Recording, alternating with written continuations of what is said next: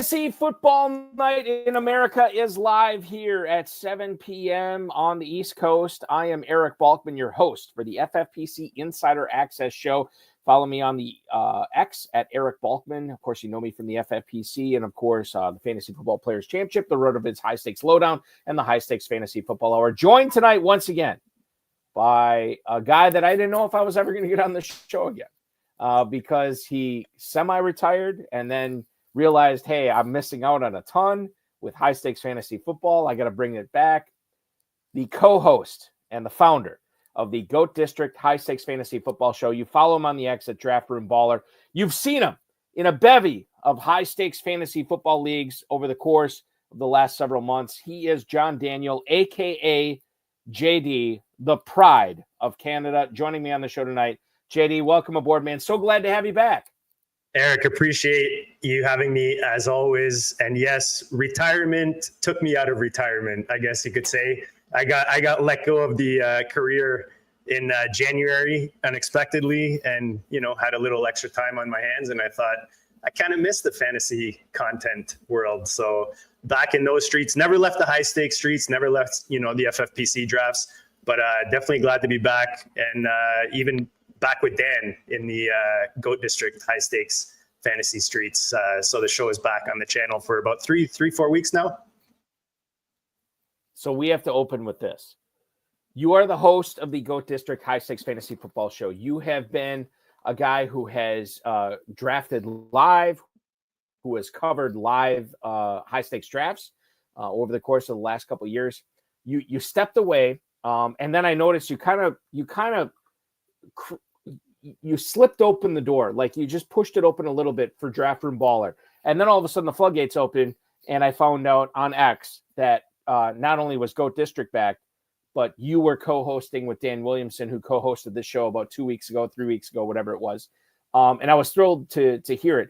What was the reason that, obviously you stepped away for whatever reason, but you decided to come back in? What was the reason that now, once again, you're entertaining the masses by drafting live high stakes FFPC drafts and whatever on the Draft Room Baller channel on YouTube, on the GOAT District channel on YouTube? What was the reason that you decided to bring it back? And then obviously Dan was like, as soon as you talked to him, he was on board, and now Dan Williamson and you guys are crushing it again.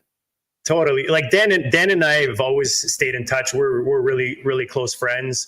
And we never lost connection. Even when I was off, I took a year off hiatus just because life just got busy between my career and my daughter and stuff.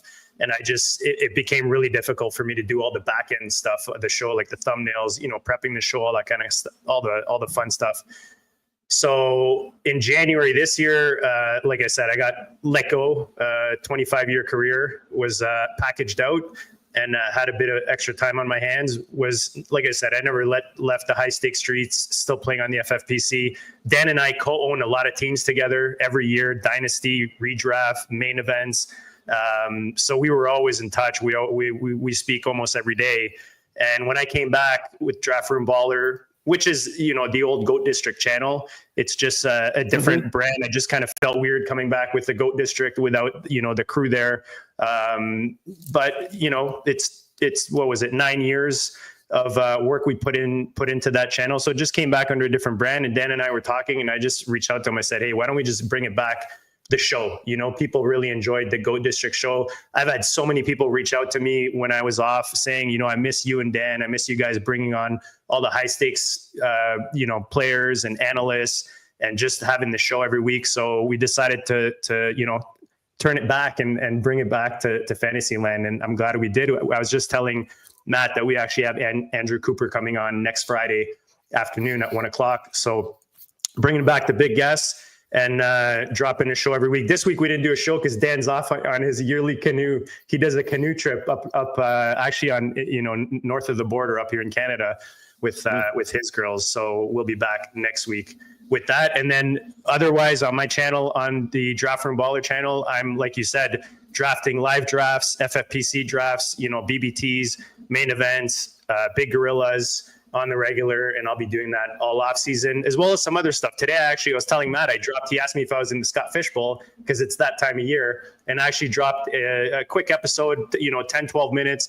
kind of a quick drafter's guide for this Scott Fishbowl 15, giving some free tools that people can use that they might not be aware of, some quick tips, that kind of thing. So make sure you go check that out as well.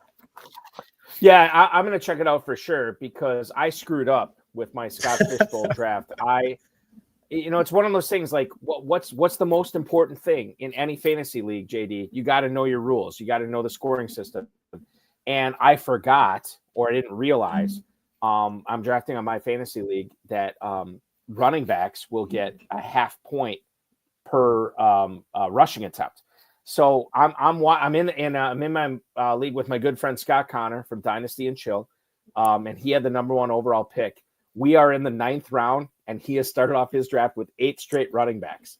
And I was like, I must be missing something here because I started off my draft with 4 straight receivers. I got a tight end and a quarterback after that. I didn't draft a running back until round 7. I got David Montgomery. And then I looked at the scoring like, God bless it. I screwed up. I realized that I should have been drafting running backs this whole time. And we'll see what happens. I mean, I feel good about my team, but we'll see what happens in the Scott Fishbowl because I have 1 running back through 7 rounds. We're coming up on the 8th round, and I'm not up yet, but we'll see what happens there. Okay. Well, the nice thing is you can't really screw it up this year because there's no positional requirements, right? So it's basically free for all. Other than max of 2 quarterbacks, you can pretty much play any position. So that's the thing, JD, is I went to the Scott Fishbowl website. I Googled it. I was on X, trying to find, am I missing this? Could I start 11 tight ends every week? Could I start 11 wide receivers? And I could. You can. And so we'll see what happens. Maybe I didn't screw it up yet, but it's going to be fun competing against Scott, who's been a former co-host of this show before, and certainly a guy who's well tuned in. And I don't know if he's ever going to draft another position other than running back. We'll see what happens. We've got a guy like that in our draft. He deviated, but he started with seven running backs. 7 running backs, yeah. God bless the Scott Fishbowl. So much fun.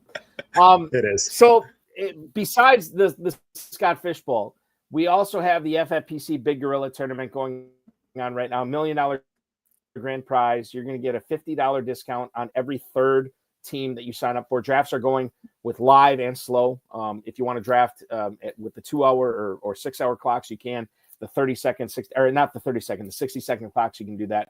And don't forget about the 7 Bananas promo. We have given away 20+ free FFPC Best Ball Tournament teams. We've given away 3 FFPC main event teams for the teams that keep getting the 7 pick multiple times in a row. And I think that's only going to increase as we go on throughout drafting season. So check that out at myffpc.com. You don't even have to do anything. And if you get that 7 pick multiple times in a row, we're just going to give you free teams. Who else is doing that? No one. So check that out at myffpc.com. The FFPC main event is our flagship event, $1 million grand prize, $6 million prize pool, slow drafts and live drafts going off right now. Remember that if you are registered and you have your teams paid off by the end of July, I have to double check the date on this, but I think it's the end of July. You're going to get your draft slot in whenever you're drafting in mid-August, late August, early September. You're going to get that before the end of July and know exactly where you're drafting so you can go ahead and game plan and figure out what you want to do with your main event draft slot, because you're going to know that well before everybody else in this competition to win $1 million. FFPC Best Ball and Superflex Best Ball tournaments live, $125 and $35 respectively. $100,000 grand prize, or excuse me, a $300,000 grand prize, $100,000 grand prize in both of those. You're going to look at a $100,000 runner-up grand prize in the or runner-up prize in the FFPC Best Ball Tournament. 30-second, 60-second, 2-hour, and 6-hour clocks there. And then Dynasty Startups. I know, JD, you're a big Dynasty guy too. Entry fees range from $100 to $5,000, 2,000 plus leagues over the last 15 plus years in the FFPC. None have ever folded. So if you're in a Dynasty league with the FFPC, you're in it for the long haul. myffpc.com. Yeah, JD, I think this kind of gets lost in the sauce here. When we're in mid-July or early July here, you are still a big Dynasty guy, and you're paying attention to everything going on, not only from a redraft standpoint, but from a Dynasty standpoint. Well, sure, you're improving your teams to win not only in 2025, but setting them up for success in the long run as well. For sure. You've got, obviously, rookie drafts are pretty much done, but you've got, maybe I'm not a fan of it, but a lot of waiver wires have already started. So you got to, pay attention to all the waiver wires that have already started. Every once in a while you get a notification on the phone. You're like, oh, I forgot to get in there for the waivers.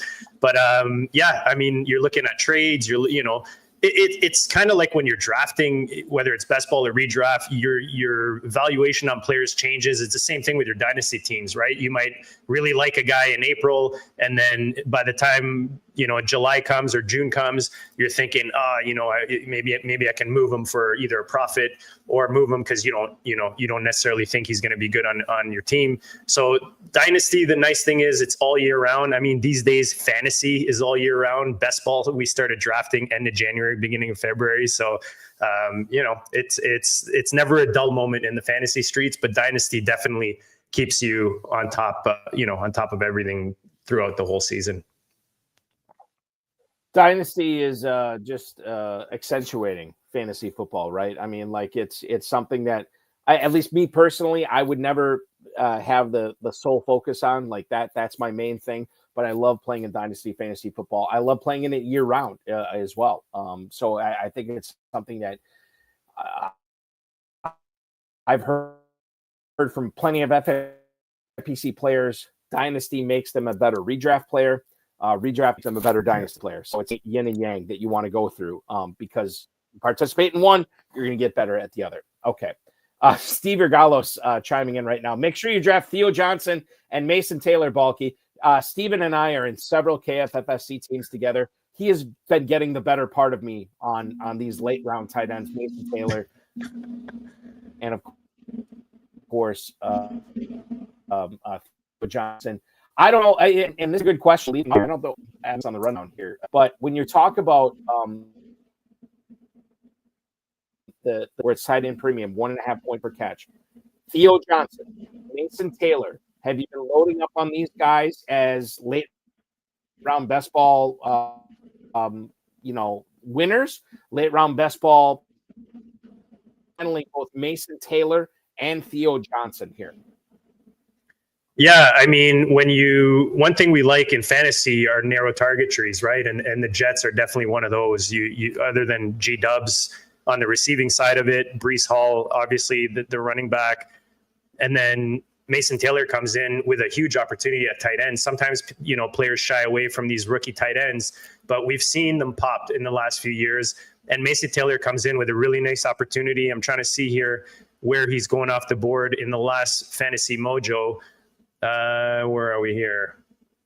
But at their price, like he's going off tight end 22 right now. So around, 13-ish, around that range. So in the early teens, the position is so deep this year that you can stack like 3 or 4 of these guys pretty late in drafts. So Mason Taylor is definitely a target of mine.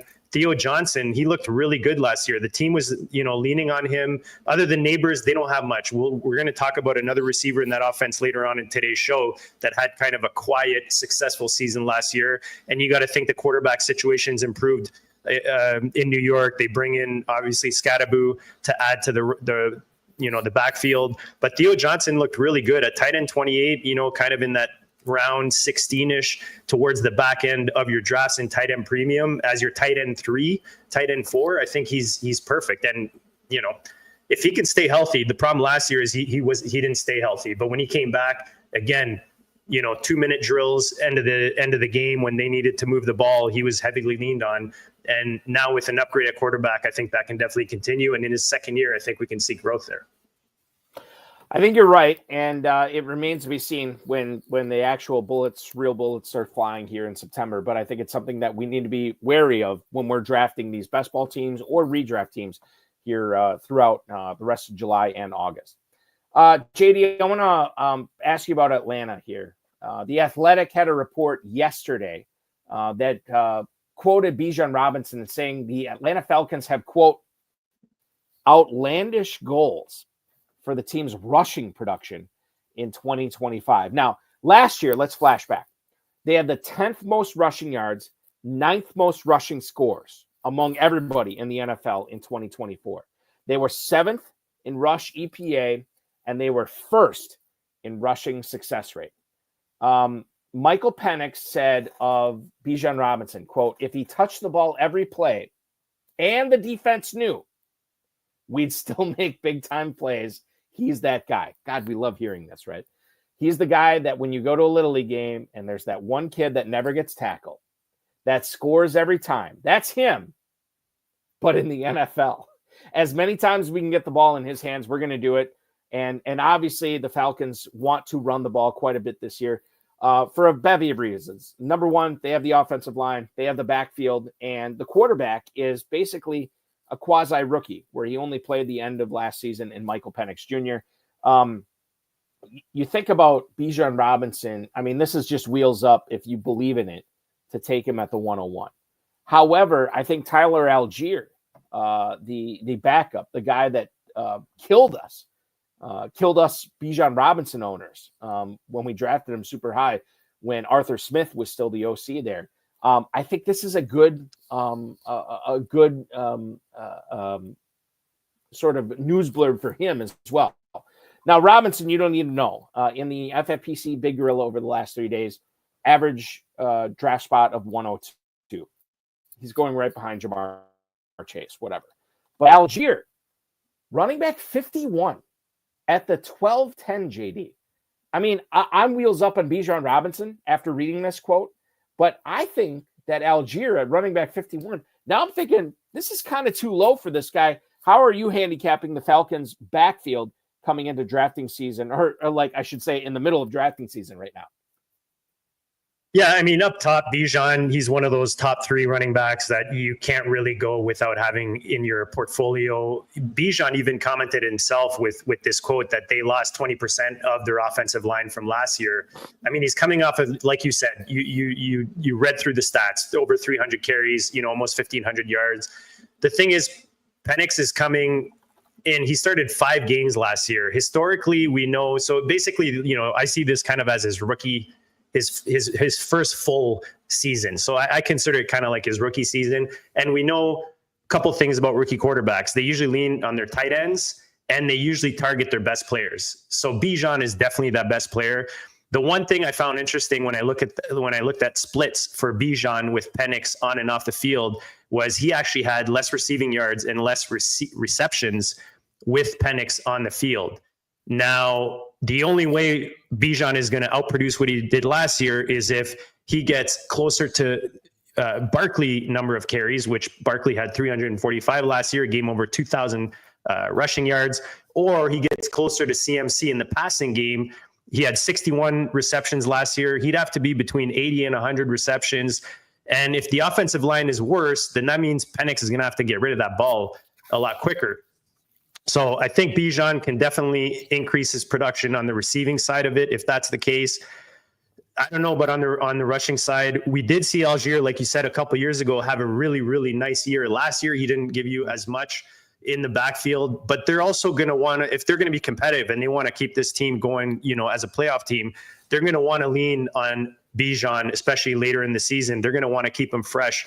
So it's one of those where it's a balancing act, right? For this offense, they want to lean on Bijan, but how much do you want to not lean on Bijan when he's your best player, right? So I think he's going to get the majority of the volume. I think Algier at his price, like you said, he's got a nice price. And anytime you can get the handcuff for one of these top, 1 or 2 round running backs, God forbid, I don't want to curse anything or anyone, but if something does happen, that's where you get the value on those players, like a Shipley or an Algier.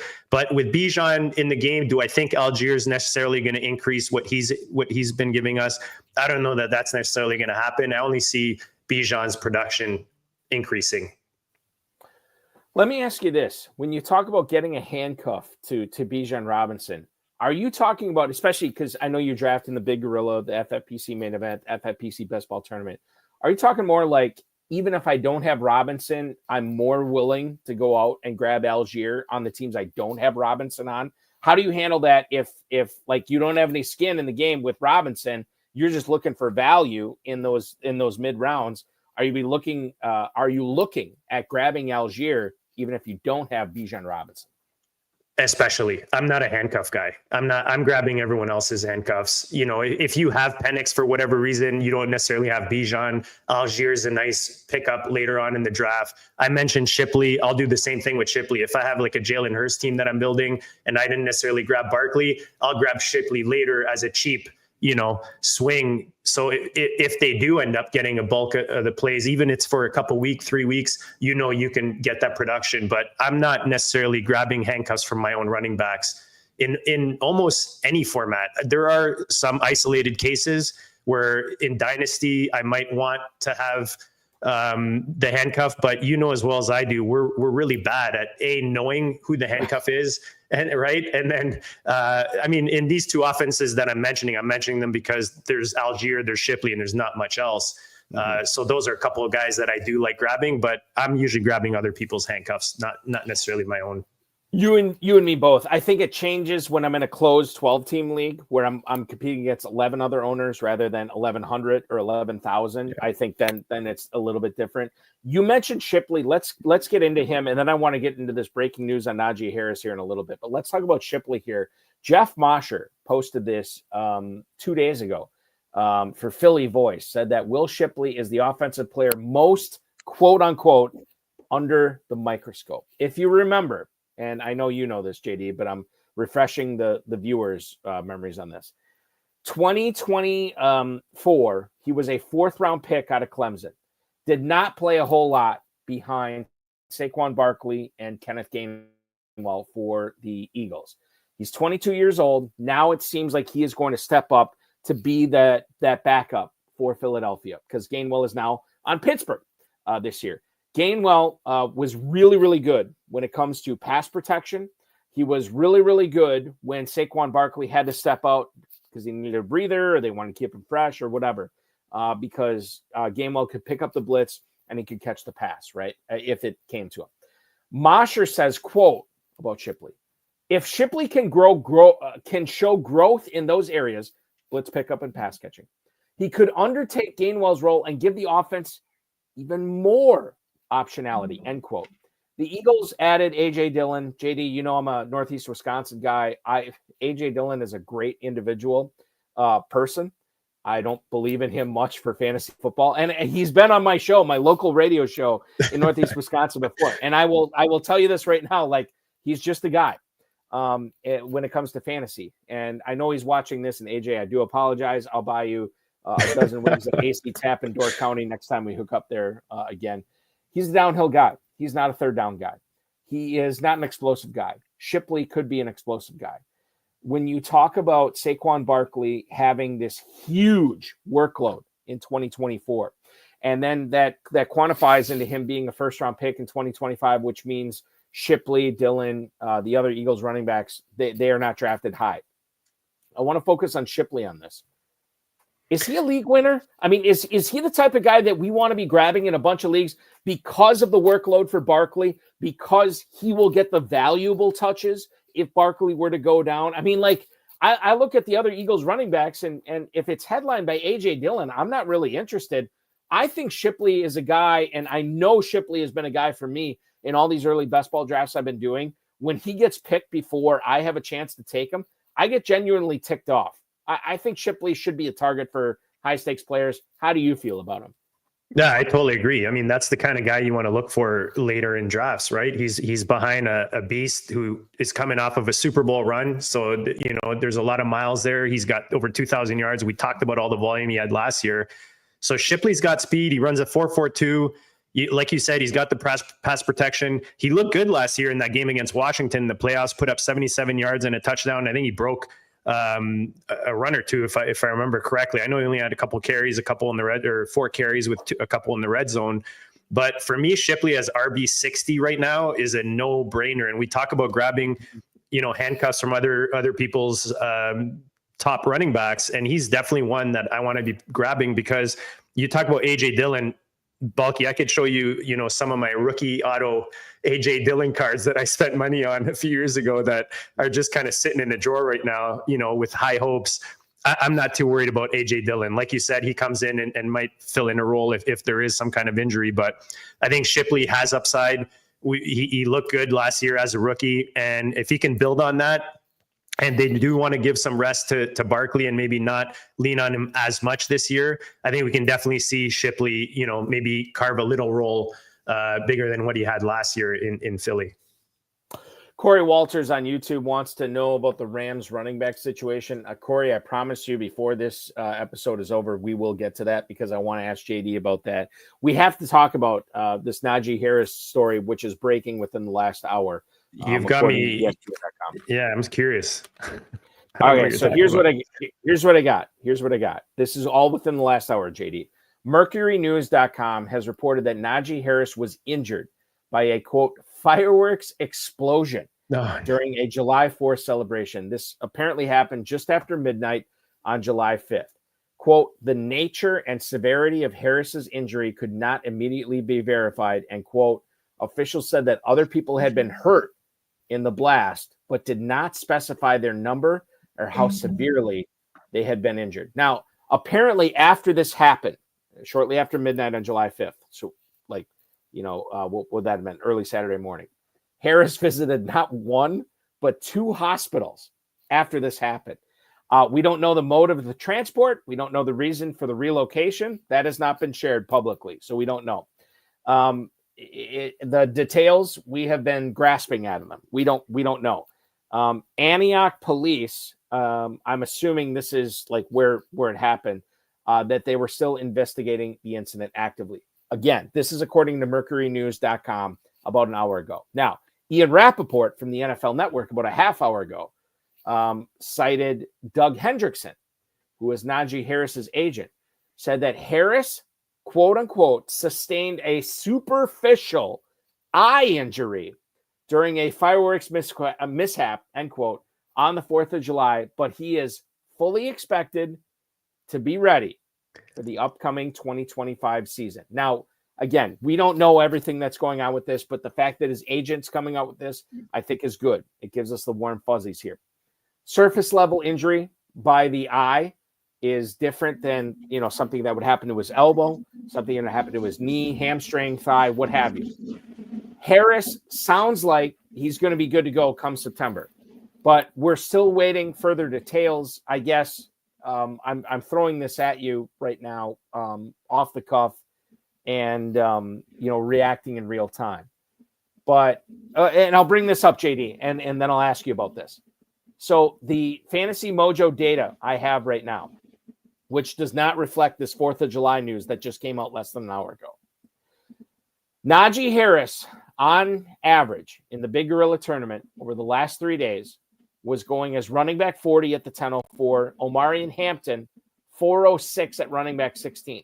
Omarion Hampton was going 6 rounds ahead of him on average. Does this news about Najee Harris and this fireworks thing affect at all the way that you're drafting A, Najee Harris, and B, Omarion Hampton?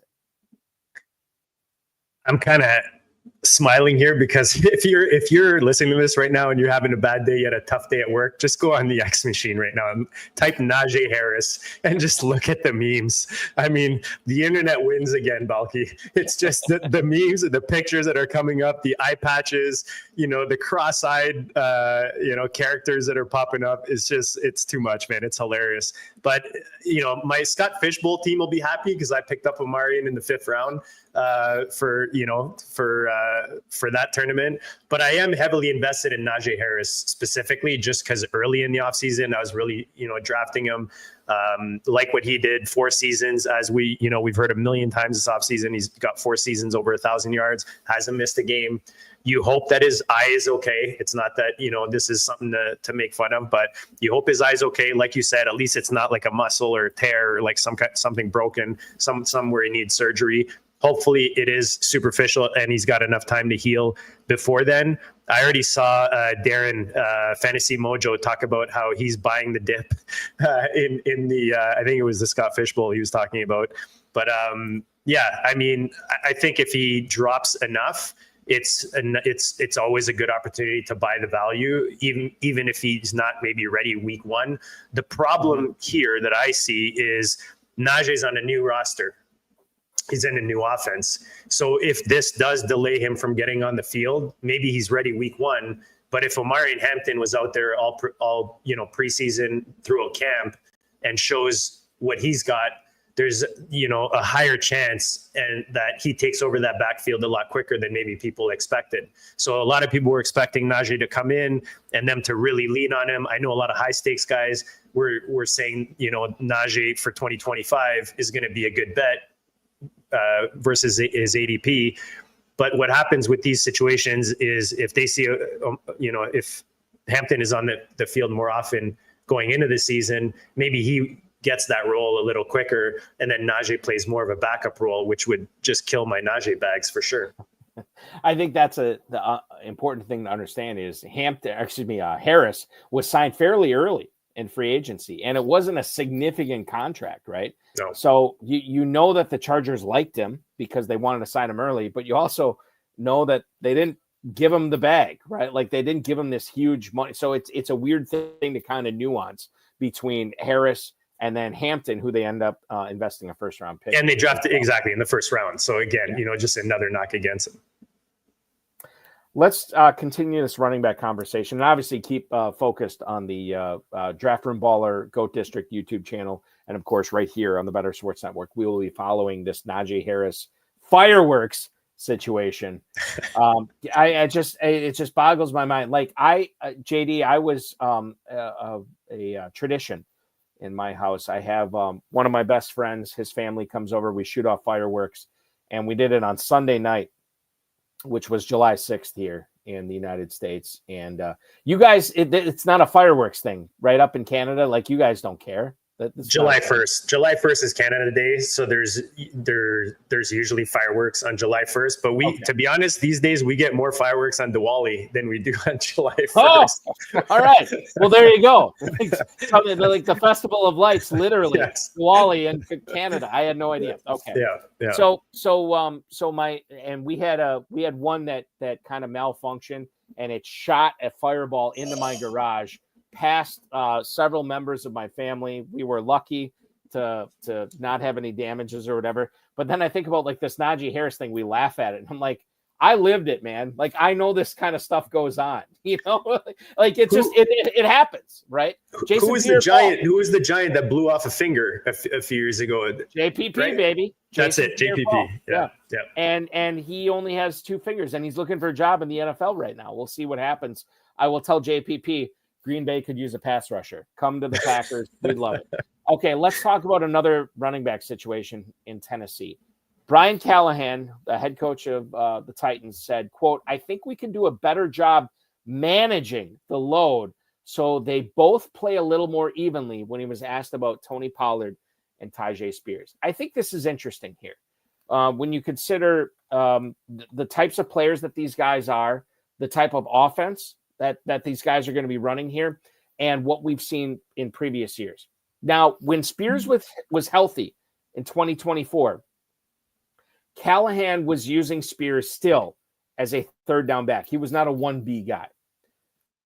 2 years in the NFL, Spears has played on 250 running plays. He's been blocking 63 of those times, 626 passing plays, been blocking 119 times. This according to Pro Football Focus. In a perfect world, sort of has been the mantra of Brian Callahan of how he wants to deploy these guys. It's not unexpected, at least for me, that if Pollard loses snaps both running and passing this year to Tyjae Spears, that would not shock me at all.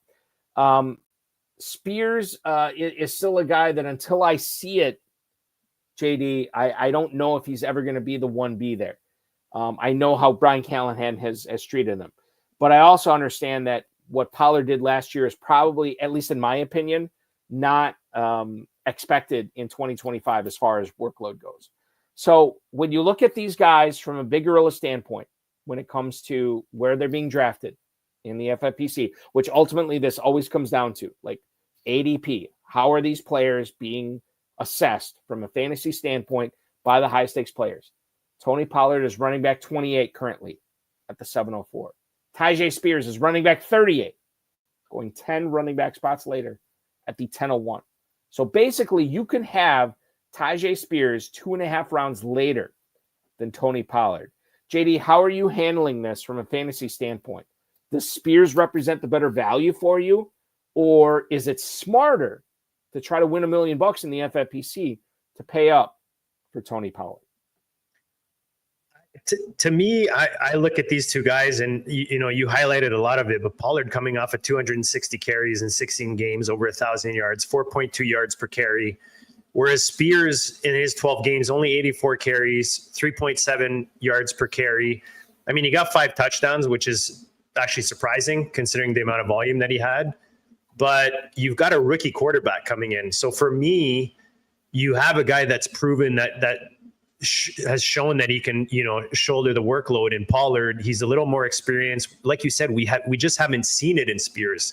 So unless there's an injury, I still see the role continuing to be the same, for Spears. And when you look at these guys going only 2 rounds apart, to me, it's a no-brainer. I would way rather have Pollard in a 0 RB build than a couple rounds later grab Spears and hope that we see something that we haven't seen yet out of him. I mean, Pollard's 20, I think he's 28 right now.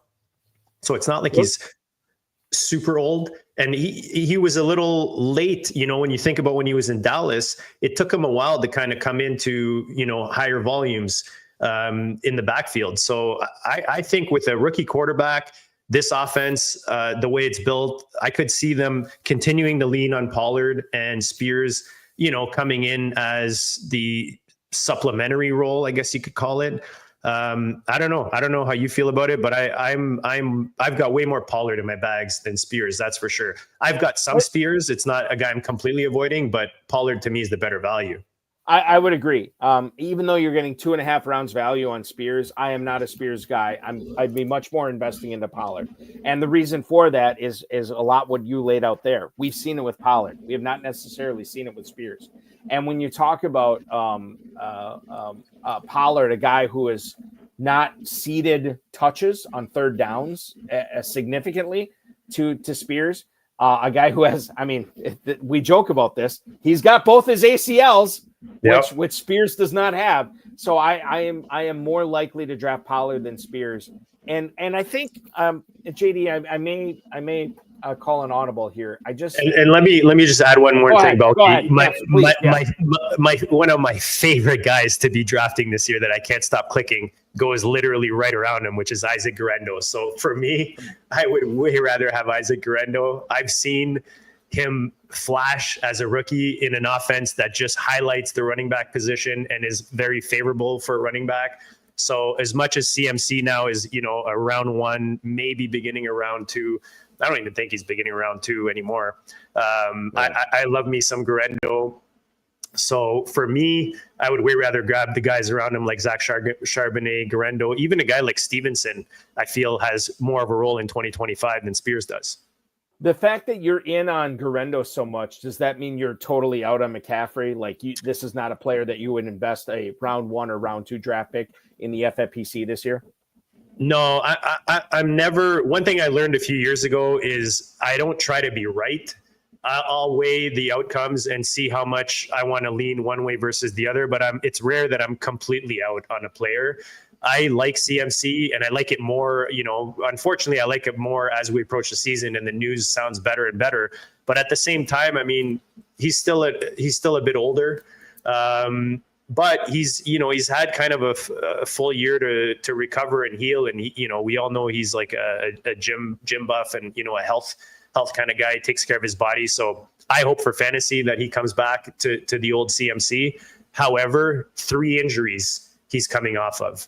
So for me, with what we saw from Guerendo, what is that round 10? We said that he's going around round 10. So I just like the value, and I like San Francisco 49 running backs with Shanahan there.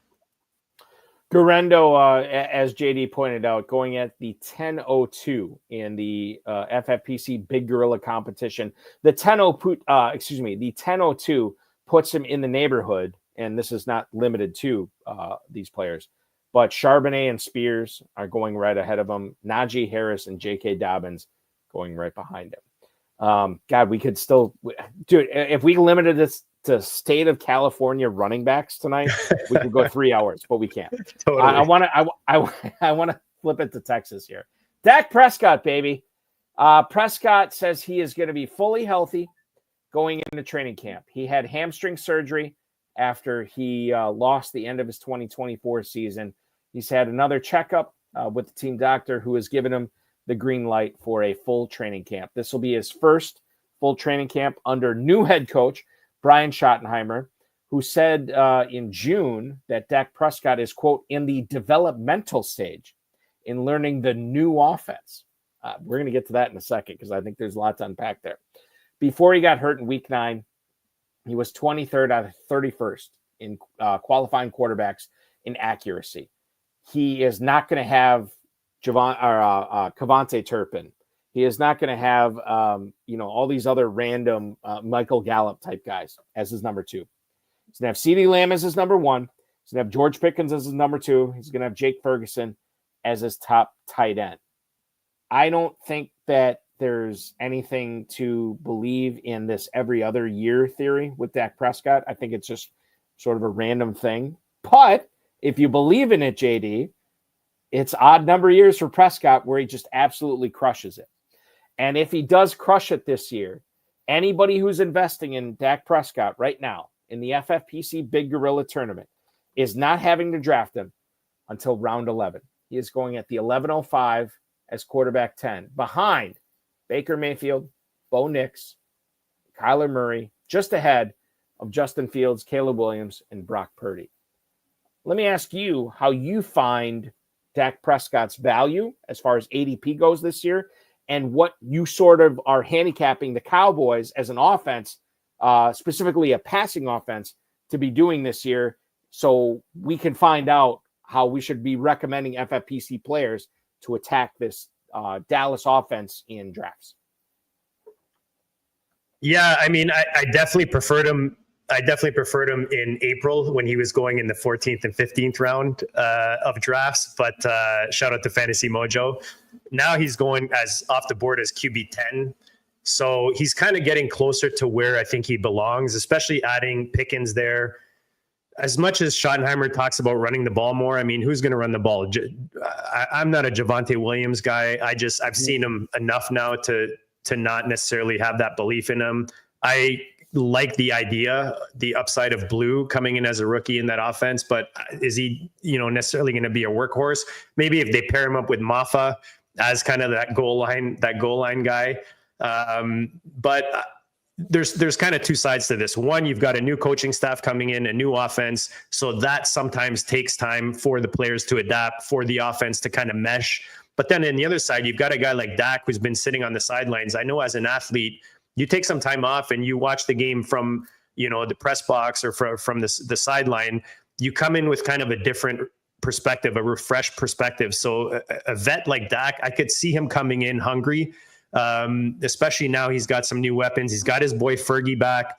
I love this offense just because I talked about narrow target share earlier. I like finding those offenses where it's easy to pick up who the targets are going to go to. For me, it's CD, Pickens, and then you've got Ferguson. So I like grabbing those guys.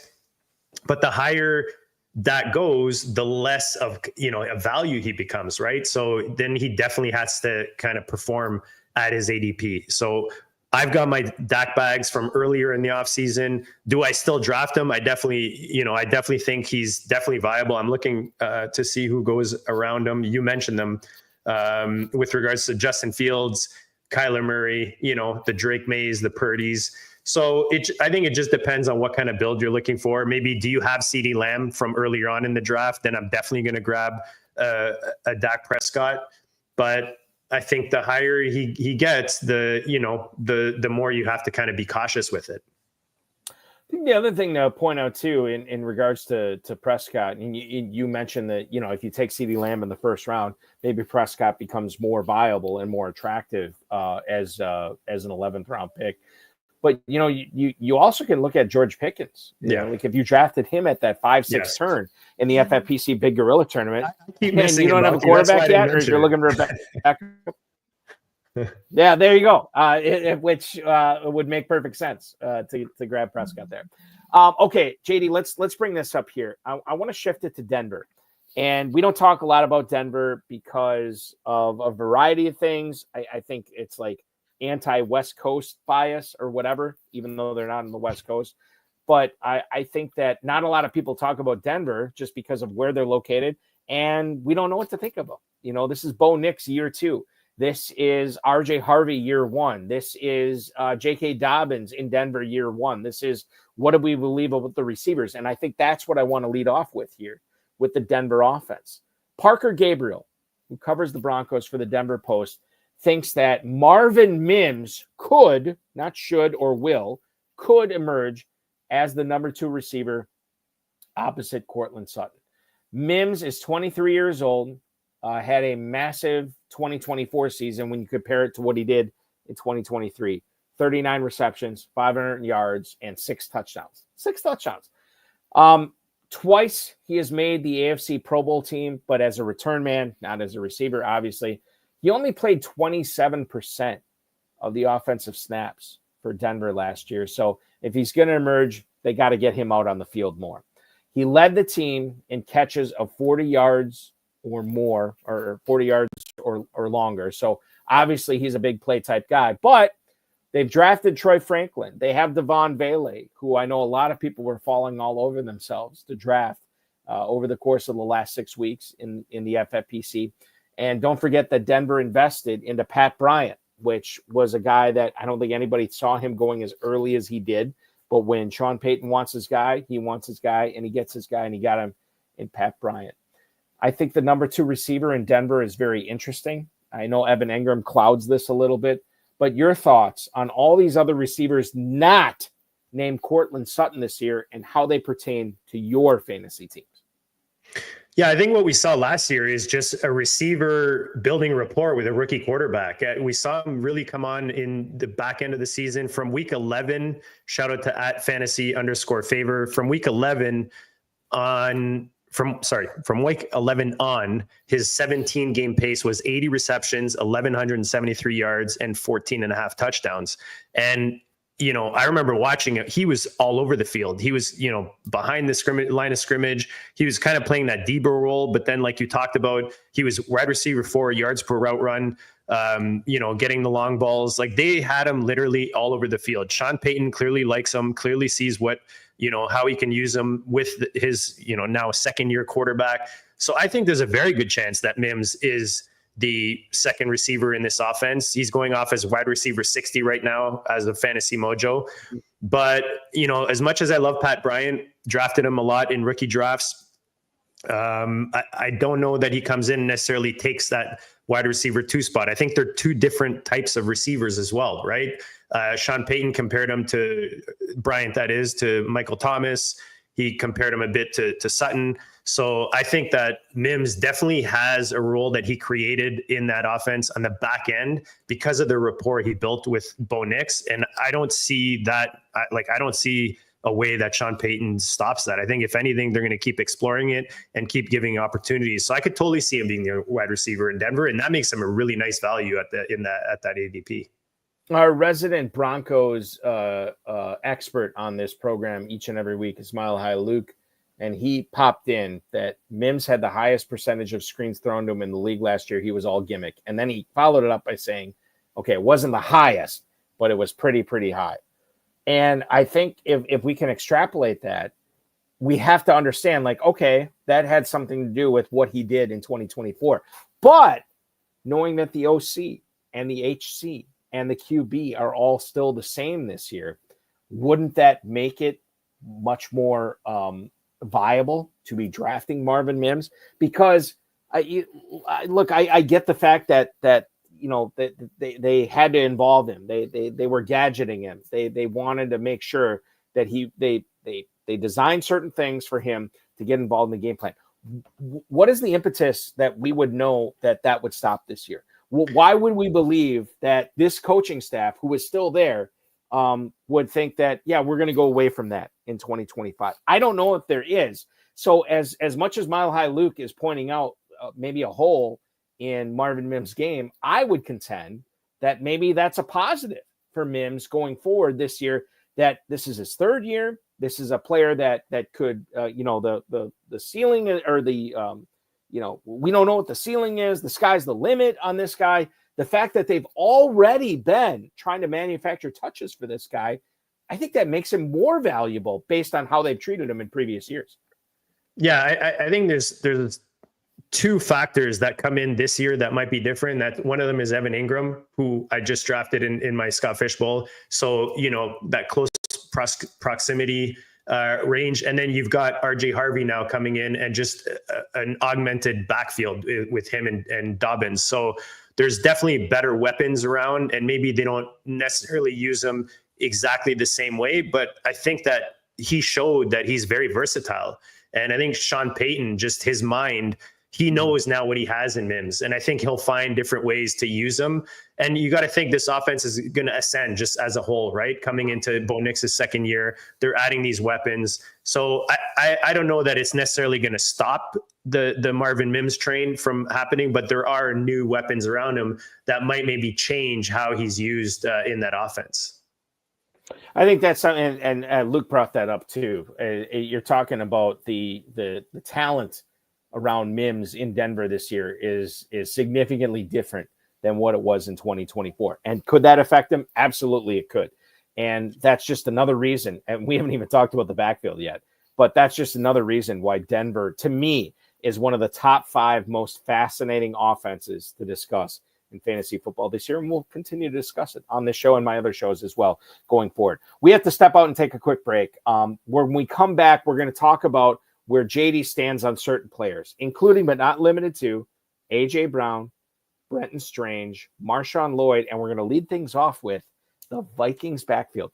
Where does the draft room baller himself from the GOAT District, John Daniel, stand on Aaron Jones? That and so much more. You're listening and watching the FFPC Insider Access show right here exclusively on the Better Sports Network. Don't go anywhere. We got another big hour coming up for you right after this. What's up, guys? Andrew Cooper here, Fantasy Alarm. And boy, do I have great news for you. It's that time of year. The FFPC main event is open. The flagship contest, in my opinion, the biggest number 1 contest in all of fantasy football. It's not just about the prizes. You can win $1 million, but if you win a contest like this, you are gold-plated, gold-stamped in this community. That puts respect on your name when you go in there with the big dogs and you win a tournament like this. So get set up with my FFPC now. When you use promo code ALARM, they'll give you $25 when you deposit $35 or more if you've never drafted there before. And you can get in there with the big dogs. If you really want, you can actually go to Vegas and draft at the Paris Casino live in these contests. You don't have to do that, though. You can draft online. They have 6-hour, 2-hour, and 60-second clocks, depending on what you're feeling. You're going to want to draft early and often in these to give yourself the best possible shot at winning. And let me tell you, when you go over to your social media bio and you throw FFPC main event champion in there, people start thinking about you at a different way. You are now an absolute champion and legend in this community if you win the FFPC main event. Open now over at myffpc.com.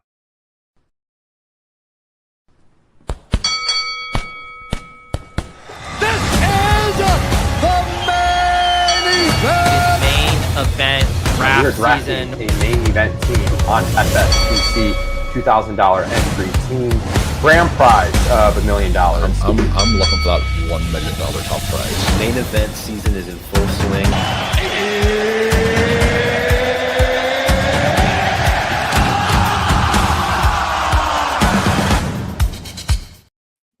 Time for the FFPC main event. You can register for it now at myffpc.com. We have 2-hour and 6-hour slow drafts going on. The next live draft we have will take place at 9 p.m. tomorrow night. That's Friday. Only 5 people left in that spots to fill. So if you want to get in now, and you can get in to try to win a $1 million grand prize. Myffpc.com is where to go for our flagship event, the Fantasy Football Players Championship main event. I am joined tonight on FFPC Insider Access by the draft room baller himself. Follow JD, John Daniel, on the X at draft room baller. You can check out all his work with the GOAT District, which is also on YouTube too, that has been resurrected for 2025 because we needed a win, and we got to win when JD and Dan Williamson, former Go host of this show, decided to get that show back up and running. Your home for high-stakes fantasy football analysis. Great job by you guys getting that off and running. I want to ask you, speaking of Dan Williamson, JD, I don't know how much he's poisoned your mind as far as the Vikings situation goes this year. But I will lead things off here with a lot of people taking a stance on Aaron Jones versus Jordan Mason. The Vikings went out and traded significant draft capital for Jordan Mason. And then they gave him a contract extension. Aaron Jones was a free agent, and yet the Vikings went out and decided to re-sign him for another year. J.J. McCarthy, I'm a fan of. I don't know how you feel about McCarthy, but perhaps my conversations with Dan Williamson have shifted my focus on J.J. McCarthy as a guy who's going to perform this year, and thus I believe in all the Vikings this year. If you had to pick between Jones and Mason, who represents the best value? I guess the big thing I want to lead off the second segment is this question. Where do you stand on Aaron Jones in redraft leagues in 2025 in the FFPC? Yeah, I mean, anytime you have a Kevin O'Connell offense, we saw what this offense did last year. The problem is that he's what, 30? He'll be 31, I think, or he's over 30 anyways, coming off of 255 carries. I personally was drafting Jordan Mason before he even went to the Vikings. I just love what we saw, efficiency wise. He was the RB9 in yards per touch. True yards per carry, RB7. Like, he was just an efficient running back when we did see him with the ball. He looks good with the eye test, if you're just watching him as a running back. So for him to land in an offense like Minnesota was just awesome for my Jordan Mason bags. And then you put on top of that the fact that Aaron Jones is coming off of, a big volume season. He is 30 plus years old. They have a good offensive line there. So for me, I see Jordan Mason coming in and maybe stealing, especially around the goal line at first. And he could even work into that role where we see an even split between these guys unless we have some kind of injury. The other issue I have is in the 6th round where you can get Aaron Jones. There's other guys that I like getting. Like, I like getting the rookies, depending on my build, a bit before. And then guys that we talked about, like Pollard. Pacheco is another guy that I find is a decent value. He doesn't have much competition out there with the Chiefs. Brian Robinson doesn't necessarily have a lot of competition in an ascending offense in Washington. So it's just a matter of opportunity costs for me with Aaron Jones. And as much as we've seen these older running backs perform, especially last year, when I have other options where I can, get a little bit more youth, in the same offense, and a guy that's proven that he can show the efficiency, I just like the value with Jordan Mason a bit better. And I do like me some JJ McCarthy, definitely, like you do. Yeah, and Dan Williamson turned me on to that. So I attribute, and I feel bad because I haven't been getting enough of him. I wish I was getting more McCarthy, and I just haven't been. You just look at what Kevin O'Connell did with Darnold last year, and JJ McCarthy comes in just a better quarterback, and he's obviously was injured his first year. I don't see how you don't see a step up, with JJ McCarthy coming in, and I think the whole offense around him, like, people are worried about Justin Jefferson and what this offense is going to look like, and I have no worries about the Vikings this year. The other thing I want to bring up here, too, to piggyback on what you're saying about age. Right now in the FFPC Big Gorilla, you could get younger running backs instead of Aaron Jones. These are all guys based on ADP that are going after Aaron Jones in drafts. David Montgomery, Tony Pollard, Isaiah Pacheco, Brian Robinson, Travis Etienne. And then this next guy we want to talk about here with you, JD. Jaylen Warren is going off the board as running back 32 at the 805. Now, when I was looking at your ownership percentage, and granted, I combined redraft and dynasty, so I don't, maybe there is a a red herring here in trying to figure out how you feel about this Pittsburgh running back situation. But you have more Caleb Johnson overall on your teams rather than Jaylen Warren this year. Jaylen Warren is a guy I'm excited about drafting in redraft leagues, managed leagues for 2025. He's going off the board on average at the 805 as running back 32. JD, where do you stand on Jaylen Warren this year? Yeah, you said it. I mean, I'm just a really big Caleb Johnson fan. I like them coming in as a rookie. I don't hate the landing spot at all. I mean, I think Warren has a role in that offense. He's a good third down back. I don't think that changes. Maybe in the first couple of weeks we see them lean a bit more on Warren just because obviously they're coming in with a rookie. But I see Caleb Johnson kind of taking especially the early down role and maybe a bit more pretty early, sooner rather than later in that offense. I just think he's got the talent. He's got the tools to be kind of that workhorse in that offense. Obviously, like I said, Warren is that third round, has that third down role. But out of all the guys you mentioned, he's definitely the guy that I draft the least. And I'm way more of a KJ guy, that's for sure, in that Pittsburgh offense. It's interesting to hear that. I think that I am still more Team Warren this year, but you make a compelling case for Caleb Johnson. And I think that compelling cases need to be made in Green Bay, whether you believe in Josh Jacobs or whether you don't believe in Josh Jacobs.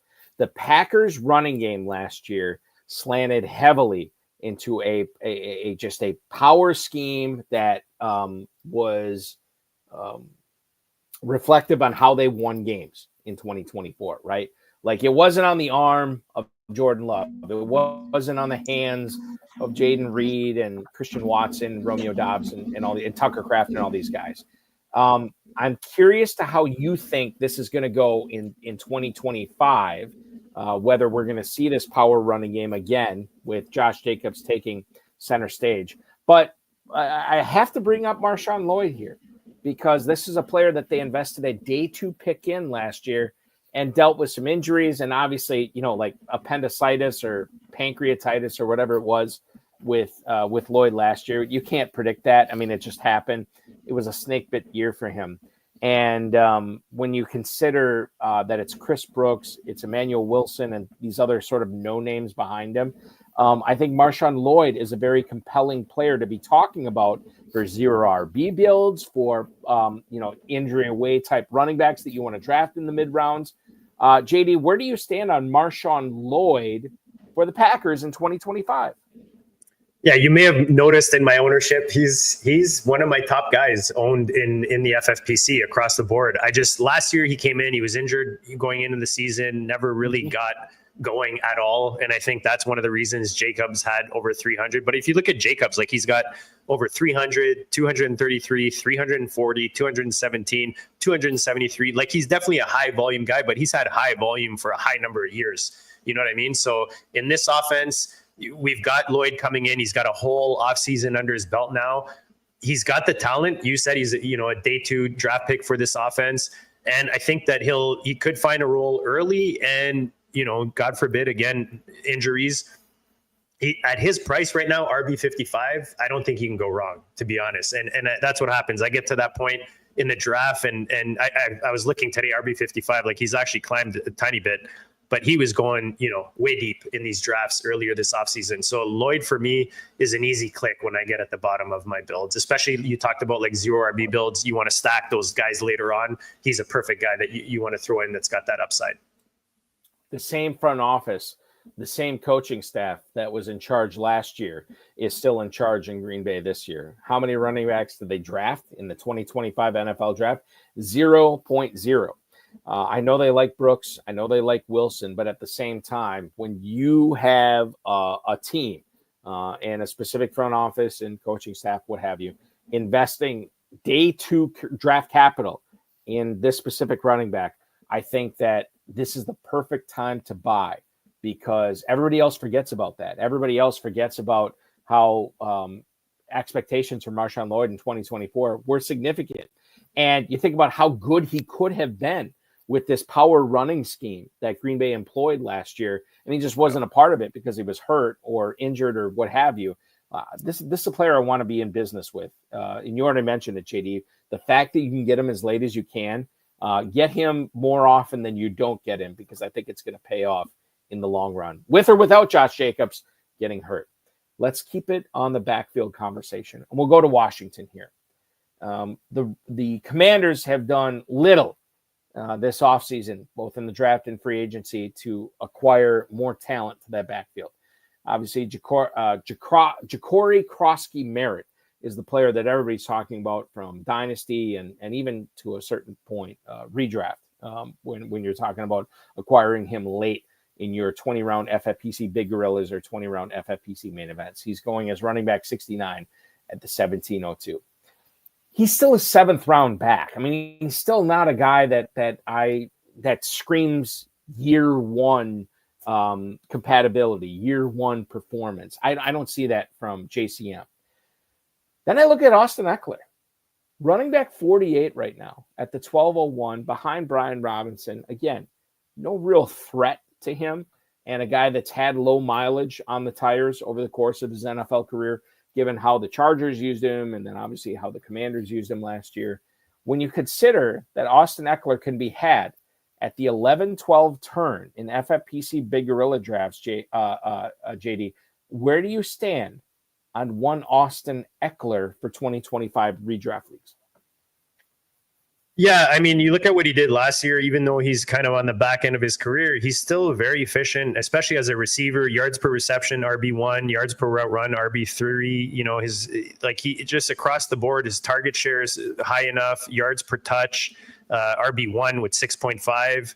Yards created per touch, RB1 with 5.08. He's definitely efficient. And where he's going, I'm trying to look at where he's going on the draft board here as I'm talking.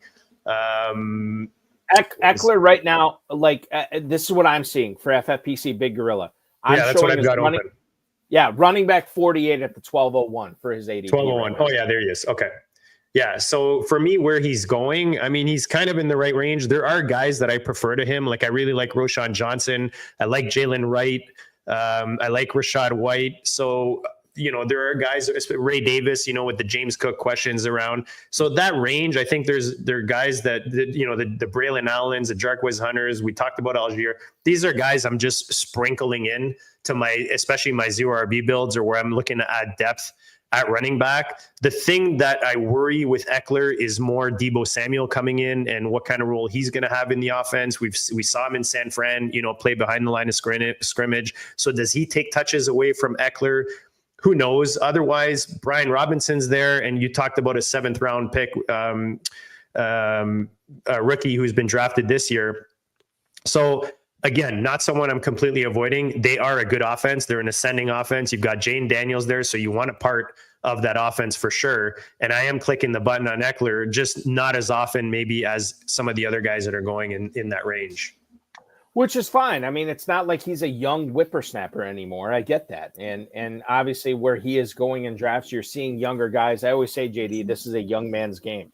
So I am usually going with the younger guy as opposed to the veteran, especially at this position in the NFL going forward. So one of the more compelling running back conversations we've had, and this is like the whole backfield. This isn't just the backup. There are a lot of people who don't believe in Kyren Williams, again, to get it done in 2025 the way that he did the last 2 years. Okay, if you don't believe in Kyren Williams, you have to believe in either Blake Corum or Jarquez Hunter, who are the backups in Los Angeles right now. Corum right now, on average, running back 63. He is going as at the 1508 in FFPC Big Gorilla drafts, which obviously are managed leagues that you have to figure out, you know, who your starter is and who your bench guys are each and every week. Jarquez Hunter has surpassed him within the last month or so. Corum is running back 63. Jarquez Hunter is running back 53. He is going about 2.5 rounds earlier than Corum, 2.5 rounds roughly earlier than Corum, 1302 as compared to 1508. Let's focus on Corum here. Where do you stand on the second-year guy out of Michigan, Blake Corum, JD? Yeah, I think the problem with Corum is we didn't see him much last year. Like, you know, in college, he was heavily relied on. We saw him it was Michigan, right? Yeah, Michigan. He put up, 1,245 yards, 1,400 yards. He had, over close to or over 250 carries. So he showed that he can handle volume. The problem is that Sean McShay really likes to lean on a guy. And Kyren Williams was a guy that he leaned on. He likes Kyren Williams. I don't see anyone taking a role away from Kyren Williams unless Kyren Williams gets injured or like severely starts fumbling the ball too much or, that kind of situation. So I think either one of these guys, or you want a piece of either one of them in case Kyren loses favor or gets injured. But as long as McShay likes Kyren, I don't see that changing. I talk about this a lot the last few weeks. The Rams are not a team that's trying out some rookies or looking for some talent to come in. They were one play away last year from going to from beating Philly and going to the Super Bowl. They want to get to the Super Bowl. They're don't fix what's not broken, right? So if there's issues health-wise with Kyren, I could see one of these guys coming in. I have a pretty high ownership rate with Blake Corum because of the price that you mentioned. I think to get a running back in this offense, if Corum does get an opportunity and McShay decides to lean on him, whether it's injury or whatever the reason, that's money in the bank, right? Because you just said he's RB, you said 65 or something like that. For Corum. Yeah, for Corum. And Jarquez is obviously the new shiny toy, so people are obviously favoring him. He's going a bit ahead of Corum. But I think it's fine to draft both of these guys at their price. Like I said, for depth at running back, zero RB builds or hero RB builds, I'm fine drafting either one of these guys, but I think that people are poo-pooing, not to use a 9-year-old's, my daughter's word, but they're poo-pooing on Corum because he didn't see that much action last year. He was dealing with a bit of injuries. I use that term all the time. There you go. I just think that it was a situation where this team is a contender. They found a running back that fits that scheme. And Sean McShay is not going to, shy away from that. He's going to keep leaning into Kyren, in my opinion. But either one of these guys get an opportunity, you've got yourself, possibly even a league winner with one of them at their current price. Running back 53 for Jarquez Hunter, running back 63 for Blake Corum right now. And I think it's important that you bring this up, how close they were to getting to the Super Bowl last season. What did they do? They made the tough call of cutting Cooper Kupp, who eventually went to Seattle. But what did they do? They didn't replace him with one of these young guys in the NFL draft. They replaced him with the grizzled veteran Devontae Adams, who they believe still has more in the tank. And now you have Stafford, you have Adams, you have Puka Nacua. And I'll tell you this, and I've been drafting this guy late too, Tyler Higbee. I know everybody's all Terrence Ferguson. Well, yes, it's year one. Like I'm still on Higbee. I am more of a Higbee guy as a tight end 3. In FFPC or, I can't draft in the FFPC, but KFFSC, I've been drafting him as my number 3 tight end, Tyler Higbee, over Ferguson right now. Is that how you see it as well, JD? So I like the upside of Ferguson. It's funny because Higbee was a guy I was drafting before the rookie draft pretty heavily for that reason, because I'm thinking who else is going to come in. And then they drafted Ferguson, and he's fairly young. But I did hear McShay talk about how they brought in Ferguson for Matt Stafford, which I found interesting because it's not like Stafford's going to be there 5 years from now, right? So you got to think that they're going to try to find a role for the rookie. But we know that these tight ends can take time. You have a guy like Higbee there that is experienced. He's coming off of an injury, if I'm not wrong, from last season, right, Higbee? Yep. So again, we're talking about how this team is a contender and they're going to really lean on their vets. I could see, similar to you, they lean on Higbee early. And then if an opportunity comes up, whether it's injury or, something along those lines, Ferguson is definitely there to come in. But I mean, you can't go wrong. Higbee's going right now in the 19th round in a tight end premium, in the FFPC. So like you said, as a tight end 3, tight end 4, I don't see any problem with grabbing Higbee late in the draft.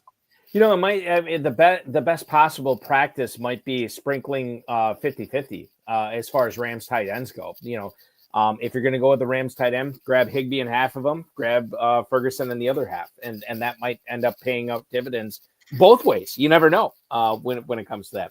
JD, let's keep this conversation on the tight ends here. I want to talk about Brenton Strange with you, a former second round pick Out of Penn State, as Adam Levitin would say, shout out Penn State.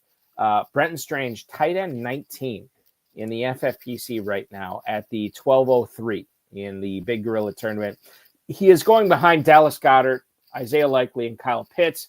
He is going ahead of Zach Ertz, Hunter Henry, and Mason Taylor. Maybe this is an appropriate spot for him. But I think about, and I'm a big De'Ami Brown fan. I think he's being underdrafted. I've been drafting him in a lot of spots. But when you think about the unknown when it comes to Travis Hunter, and I think with the unknown with Hunter, we often think of the positives and how good he can be. We don't often think about maybe the shortcomings and how much how little he might be utilized. I don't think that's going to be the case, but there's a non-zero chance of it. You think about Brian Thomas, maybe exceeding what a lot of people thought he was going to do in year one. Maybe he regresses back down to earth. And again, not all these things have to go that way in order for Brenton Strange to get fantasy value. But maybe one of those things happens and Brenton Strange outperforms 1203 ADP in the FFPC Big Gorilla.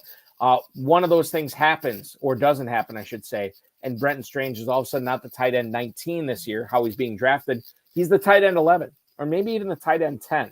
Where do you stand on Brenton Strange for 2025? Yeah, he's a guy I've been drafting pretty much all offseason. As soon as the best ball drafts and, the FFPC opened up 2025, he's a guy I was drafting. I mean, you're looking at a guy that's coming out of the second round in rookie draft. He comes out of Penn State. We all know how they do well with their tight ends. BTJ obviously is locked in as the main target in that offense, but you have Liam Cohen coming in. You got to expect this offense to start progressing. We hope T-Law takes that next step that we've been kind of all holding our breath for. And I think that he's just licking his chops when he sees a guy like Brenton Strange in there. He's a big guy, 6'4", 253. Apart from BTJ, you talked about De'Ami Brown, and I like the opportunity there for De'Ami Brown. We don't know what happens with Travis Hunter. Does he play both sides of the ball? Who really knows? I don't see much else in that offense. There's Parker Washington, who he's an undrafted receiver. So, we talk about these narrow target trees, and this can definitely be one of them. And Brenton Strange can definitely be part of that offense pretty significantly. And I like his price. He's one of these tight ends. Hunter Henry. I think that combo is probably one of the combos I have the most on the FFPC is Brenton Strange and Hunter Henry, just because if you wait on tight end, you can double tap on both of them and they give you a pretty solid duo at the position. You've got the upside with Strange. We've seen consistency with Hunter. So I like Brenton Strange a lot this year. I think that he can definitely play up to his ADP and maybe even outperform it. I don't want to put words in your mouth, JD, but Brenton Strange, does he need a Travis Hunter injury? Does he need a Brian Thomas injury? Does he need Travis Hunter being, more focused upon with the Jaguars? Does he need that in order to have fantasy value this year? Or can he be successful if Hunter is crushing it? If Thomas is crushing it? Can you have all these things with Liam Cohen and Trevor Lawrence this year? Yeah, I see where you're coming from because we saw it last year, right? With Cade Otton. As soon as, the injuries racked up in Tampa, he really stepped up and he really crushed some weeks for you. But I feel like Strange showed really well last year and he's still really young. He's going into his third season.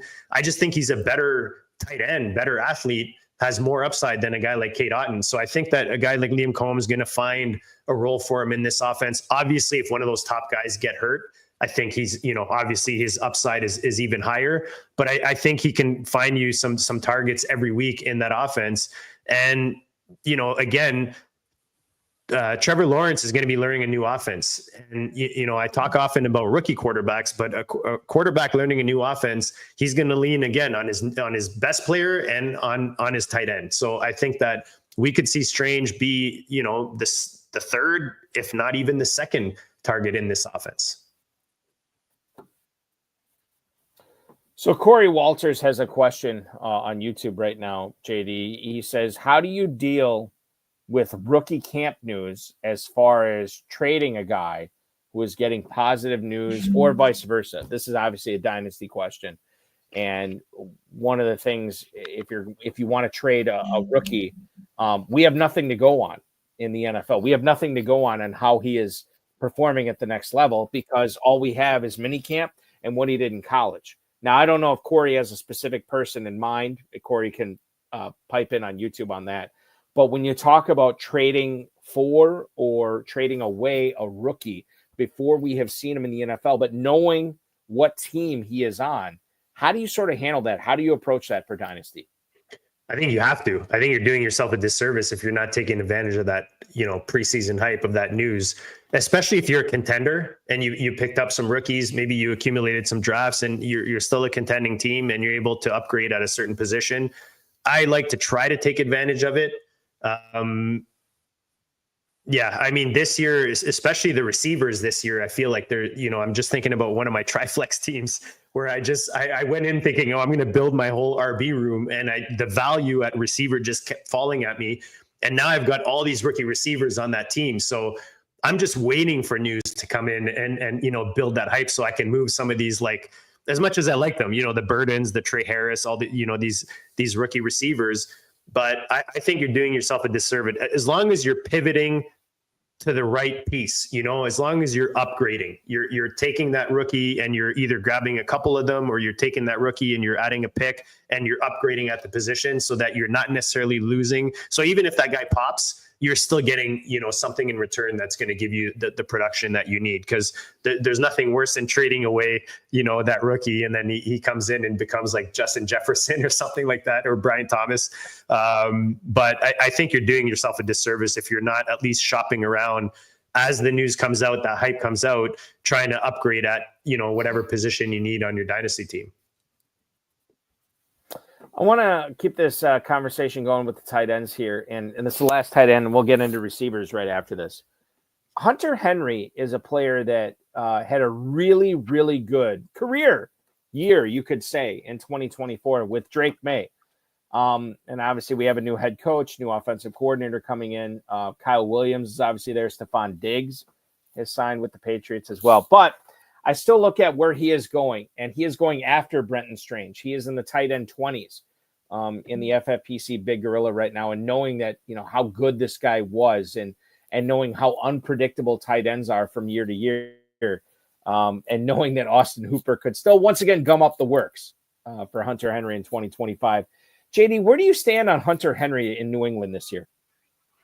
I like I said, Brenton Strange and Hunter Henry, two of my most owned tight ends. I love double tapping those guys. I love the price you're getting on Hunter. If you look at Hunter last year, he only had 2 touchdowns and he still gave you a tight end 15 per game point per game season, 98 targets, 66 receptions. Yeah, you've got new pieces and Diggs coming in. You've got the rookies coming in, but I talk about these young quarterbacks leaning on their tight ends, and that's what we saw last year. And I don't think that changes for Drake May this year. I think he found something in Hunter Henry. I think that consistency, that safety blanket is going to be there for him this season. And I mean, again, at his price and tight end premium, I think Hunter Henry is just a no-brainer. A.J. Brown is going to lead off our receiver conversation on where do you stand on him. A.J. Brown is a player who is the number 1 receiver in Philadelphia on a team that had a historical focus on the ground game last year. Obviously, Saquon Barkley busting all those big touchdown runs. Like that was unbelievable last year. And that Dallas Goedert has already come out this year and talked about Kevin Patullo, the new OC in Philadelphia, talking about how he's going to utilize him in the pass game. And they have Devonta Smith, Heisman Trophy winner, a guy who has already showed out at the NFL level that can get it done. A.J. Brown is wide receiver 11 right now at the 209. How do you couple A.J. Brown with his falling ADP, obviously, the fact that there should be a positive regression to the mean when it comes to the Philly passing game this year, JD, but also, working in the fact they still have Devonta Smith. They still have Dallas Goedert. They still have Saquon Barkley, who can catch passes out of the backfield. Where do you stand on A.J. Brown for 2025? I love AJ Brown, man. He's one of my favorite receivers in the game. Last year, he dealt with some injuries. He only played 13 games. He had, I think, a couple knee injuries, if I recall, and like some kind of strain in week 2, hamstring strain in week 2, where he missed 3 games. So never good when you start off the season, with an injury where you got to miss time. But I looked at even Jalen Hurts. Like, I really like Jalen Hurts this year. Last year, he had his highest completion percentage. I think this offense actually throws the ball a bit more this year. They leaned on Barkley quite a bit last year.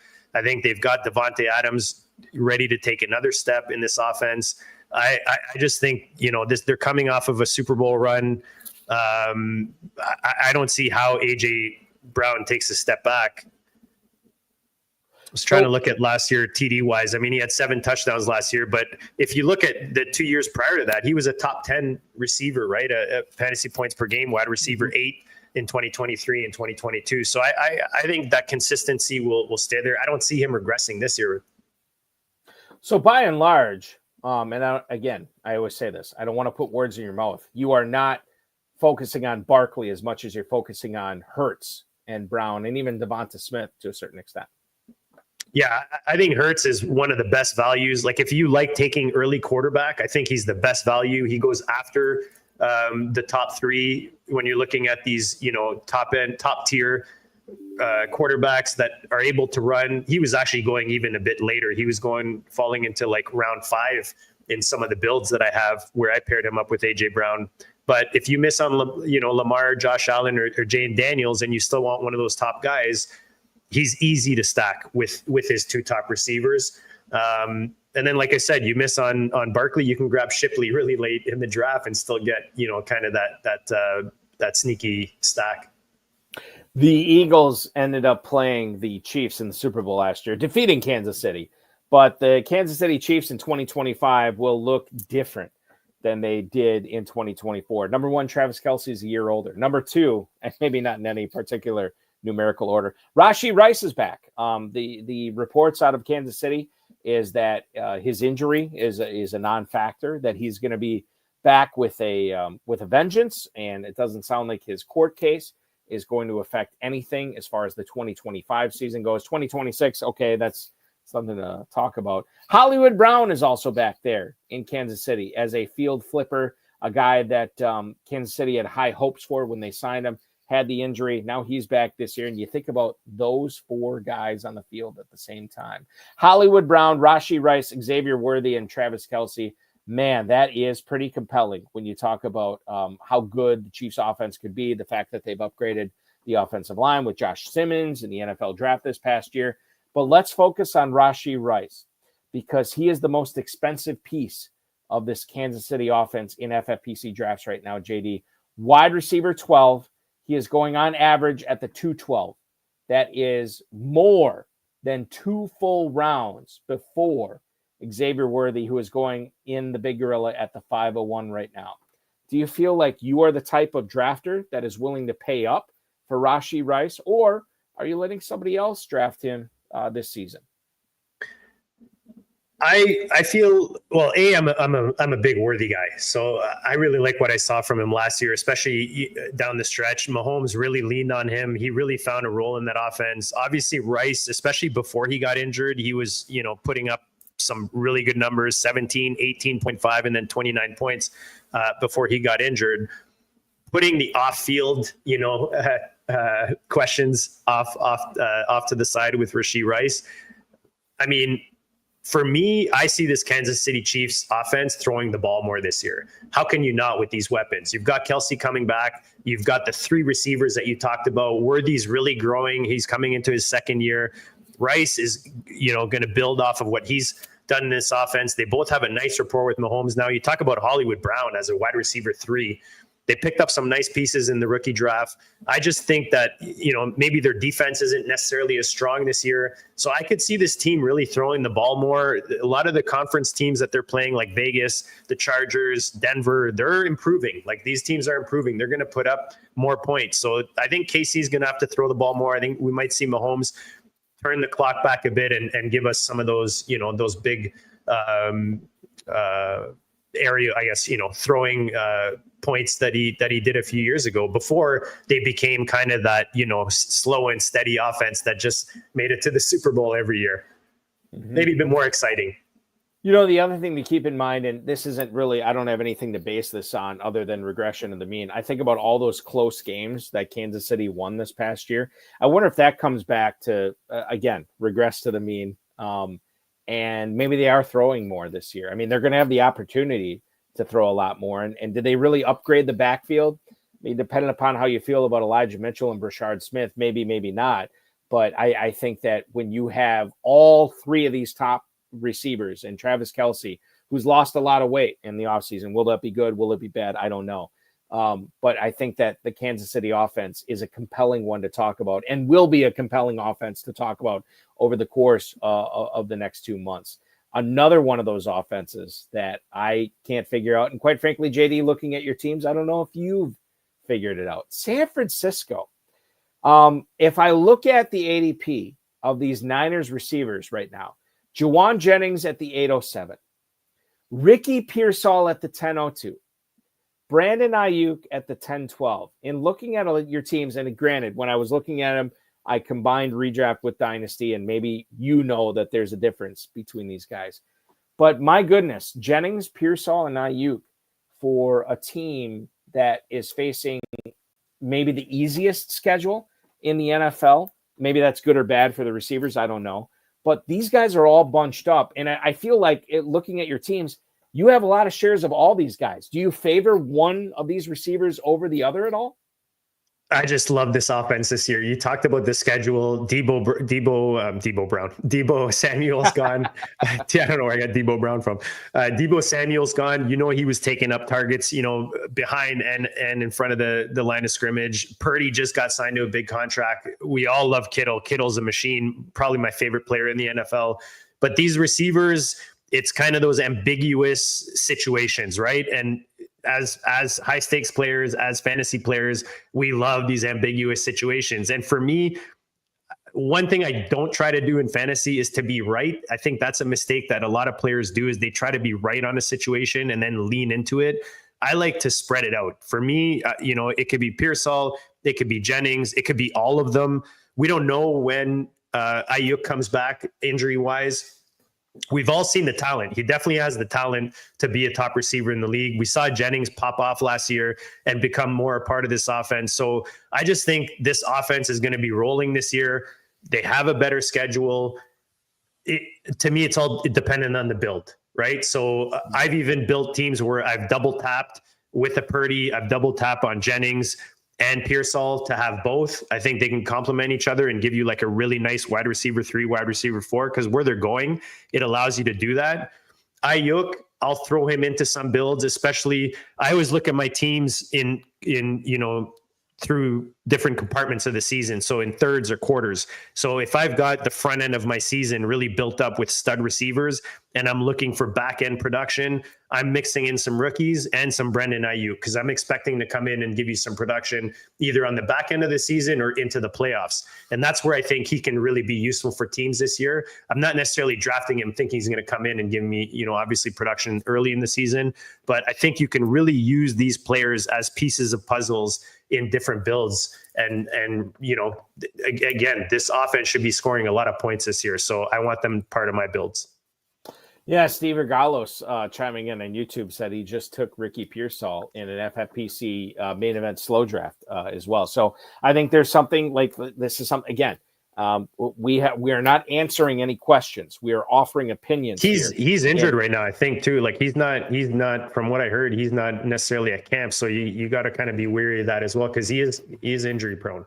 And that's the thing, is like we have to look at it from the standpoint of like granted, it's only like 2 or 3 weeks until the start of training camps for a lot of these teams, but we're still 2 months away from the start of the regular season. So, and we don't get fantasy points for training camps, obviously, but that we weave that in, right? We weave that information in because that's going to affect the start that a lot of these players get off to. And we obviously want a big start from our FFPC teams, which is super important in trying to get to the championship round.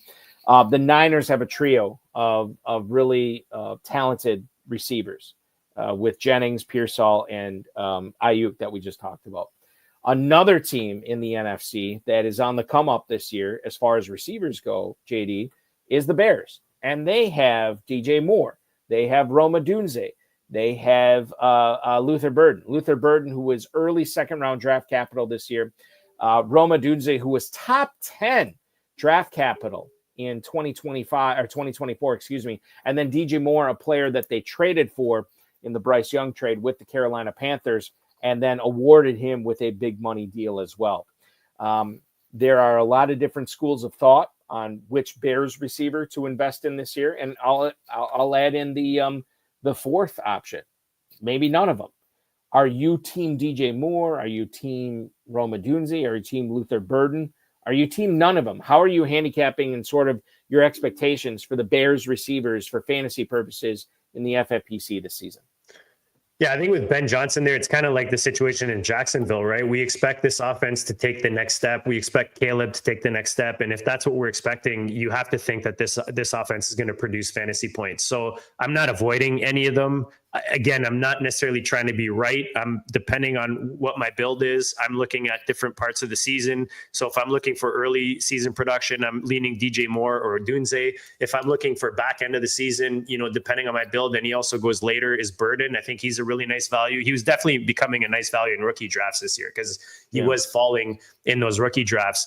So I want to have a part of all of them. My favorite this year to take that next step is probably Odunze. I think that, we didn't necessarily see it last year. And I think that Keenan Allen being there played a big part of that. Just how that offense was run played a big part of that. I think Ben Johnson coming in is going to recognize the talent in this offense and start learning how to play these pieces nicely. Loveland, let's not forget Loveland, and even Kmet. I mean, Kmet right now in tight end premium is literally going in the last round.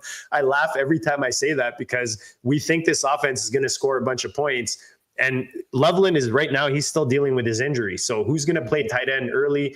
I could easily see Kmet first half of the season, Loveland back end of the season. So again, just playing the different parts of the season in whatever build you're building.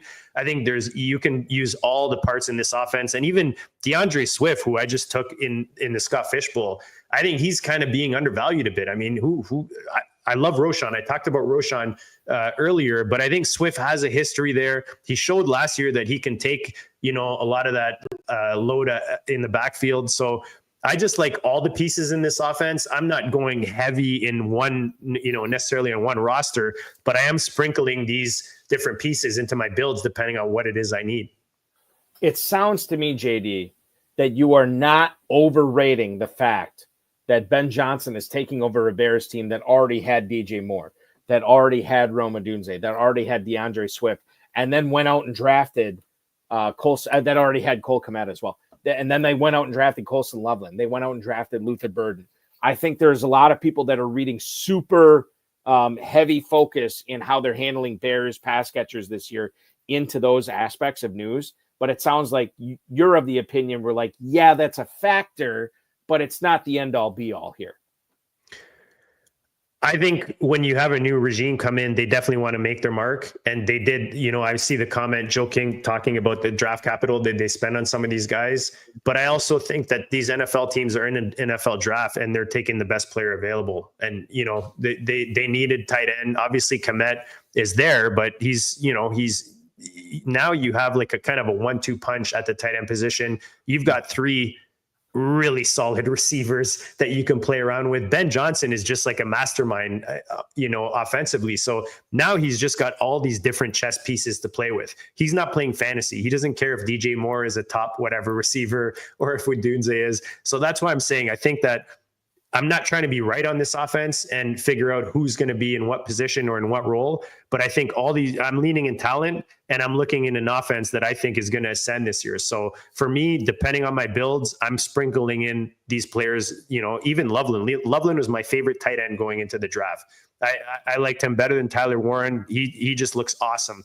The shoulder injury worries me a bit for 2025. I don't know enough to know if he's going to be ready at the beginning of the season or not. And that's why I really like Kmet at his price. But I do think that DJ Moore, Odunze, Burden, like these guys they can all be possible league winners, even at their ADP. And they go at different like sections of the draft. So it's not like they're all bunched up in, your Cincinnati receivers, or so you can kind of play with your different builds and add pieces and not necessarily have to be right.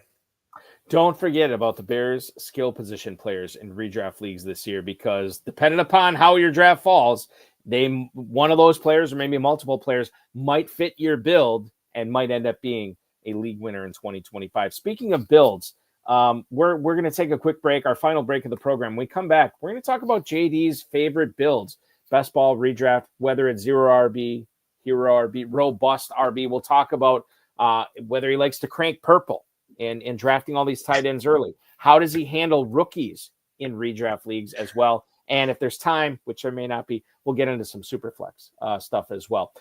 Pick up a dynasty team today with the FFPC, myffpc.com. Entry fees range from $100 to $5,000. 2,000 plus leagues over the last 15 years. None have ever folded at myffpc.com. He is the host of the GOAT District Fantasy Football Show at Draft Room Baller on X. John Daniel, a.k.a. JD, joining me tonight on the Insider Access show with the FFPC on the Better Sports Network. Don't go anywhere. We have a lot of draft strategy we want to get to, and hopefully you'll learn a few things from JD when we come back.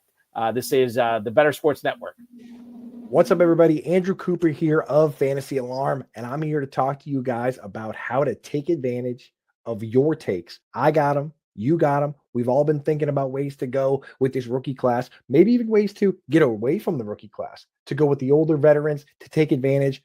Dynasty startup leagues at ffpc.com. My FFPC, that's the place to play.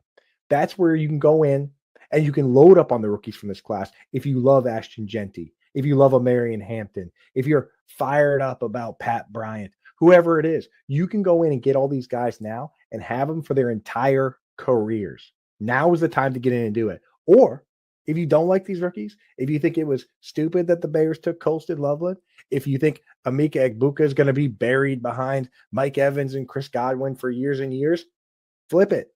Go in and draft veterans. Go in and draft guys now while everybody else is going for picks and players and prospects. Load up, put your name on the trophy and the money in your pocket right now. And the best place to do it, where I do it, where all the experts do it, FFPC, myffpc.com. And when you use promo code ALARM, they'll give you $25 when you deposit $35 or more. So get in there now and do a dynasty startup draft. Draft your team. Show everyone that you would have dominated the real NFL draft, that you're the real best GM, and win some money over at myffpc.com now. This is the main event draft We're drafting season. a main event team on FFPC, $2,000 entry team. Grand prize of $1 million. I'm looking for that $1 million top prize. Main event season is in full swing.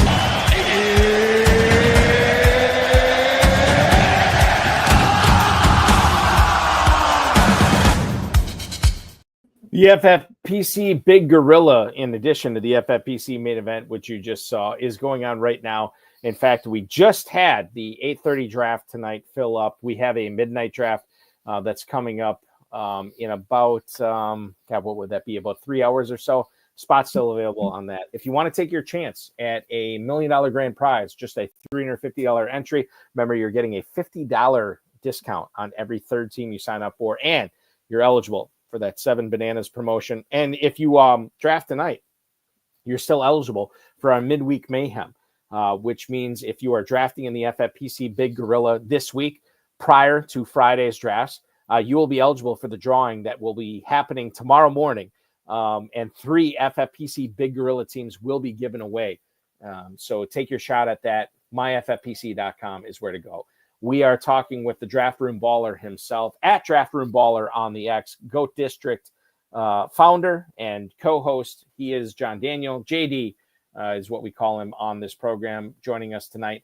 And I think for this final segment, I wanted to get into some, because I know you've showcased a lot of your leagues that you've been drafting on your YouTube channel, how you've been handling them, your favorite builds and so on and so forth. So let's just start off with a blanket question here.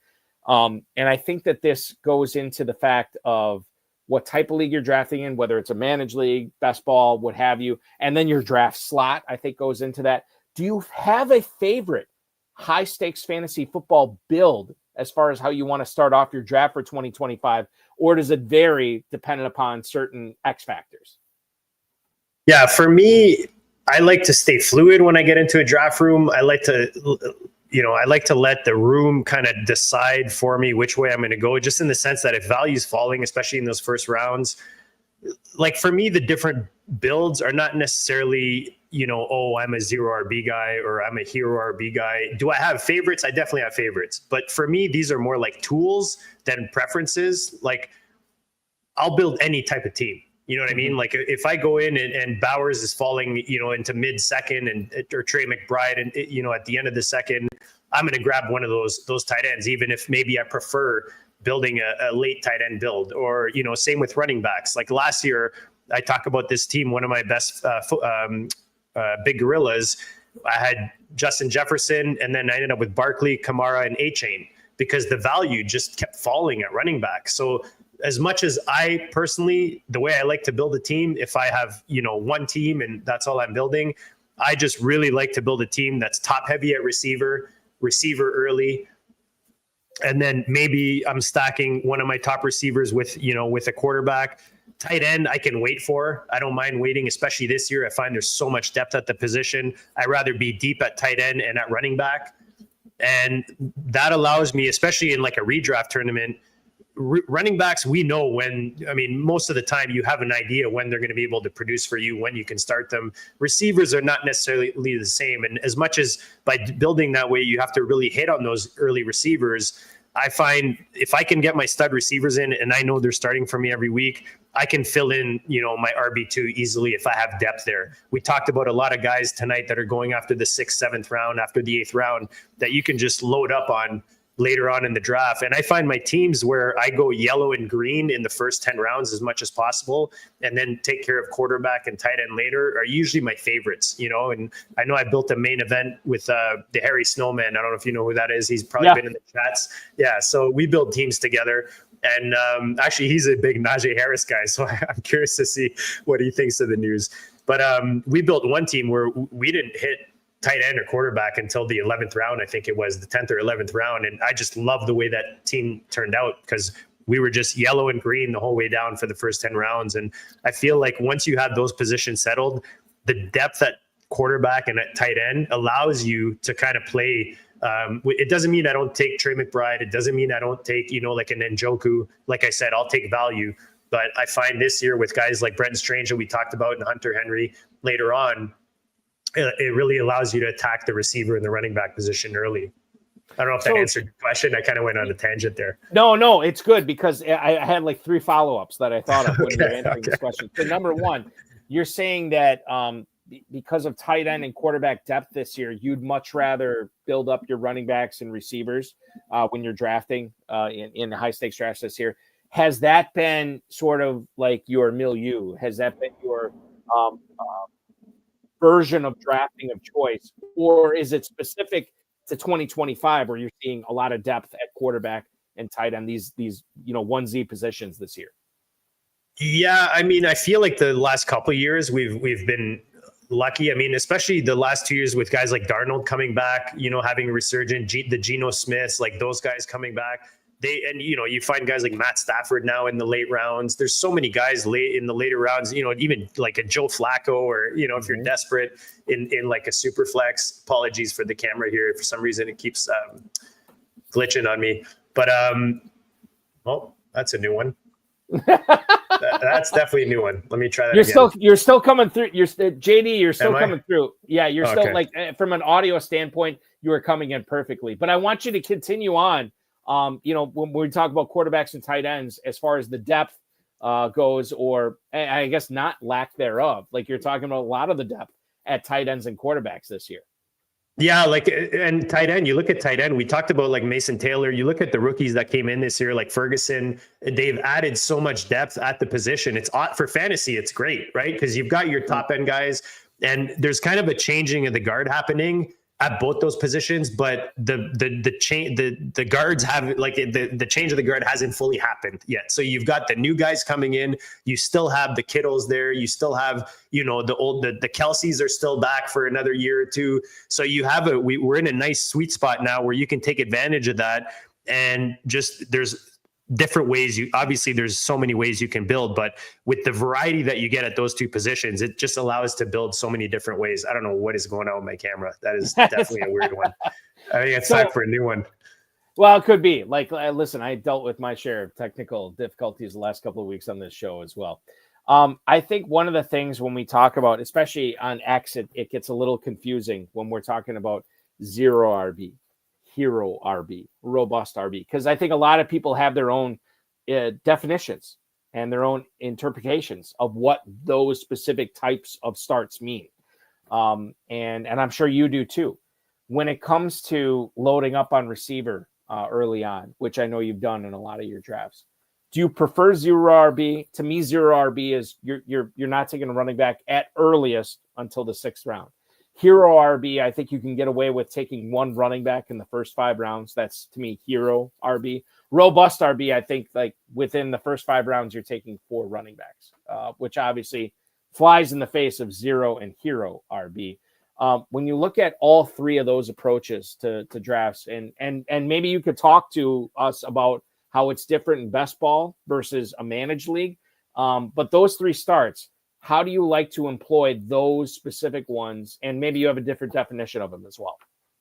Yeah, I think in a managed league, I like hero RB or maybe leaning a bit more robust just because you have to start these guys from week 1 in. But in best ball, because I talked about earlier, kind of looking at the different sections of the season, like, whether it's quarters or thirds, the playoffs, early season, mid-season, I just find in best ball, it's kind of like a puzzle that you're building, right? You're telling a story. So it's easier for me to wait on running back and then grab some guys that I know will produce earlier in the season. You talked about like round 6 to 8 is kind of where you'll start building that running back room. And again, even this year with all the rookie running backs, the depth of the rookie class, you can really, get some of those earlier vets, that can give you some early season production, and then just smash a lot of those rookie running backs that, you're kind of hoping, right? But a lot of those late round picks you're hoping are going to hit. So whereas I find hero RB is probably the, quote unquote easiest to build, just because if you get that, whether it's Jonathan Taylor or maybe you got Bijan early, you're really just trying to fill that RB2. And it's easy to do that when you go down the board and you start hitting, like Travis Etienne this year is kind of like a lifesaver for me for like a zero RB build or a hero RB build, because he's going super late. He's going to start the season, from what I understand.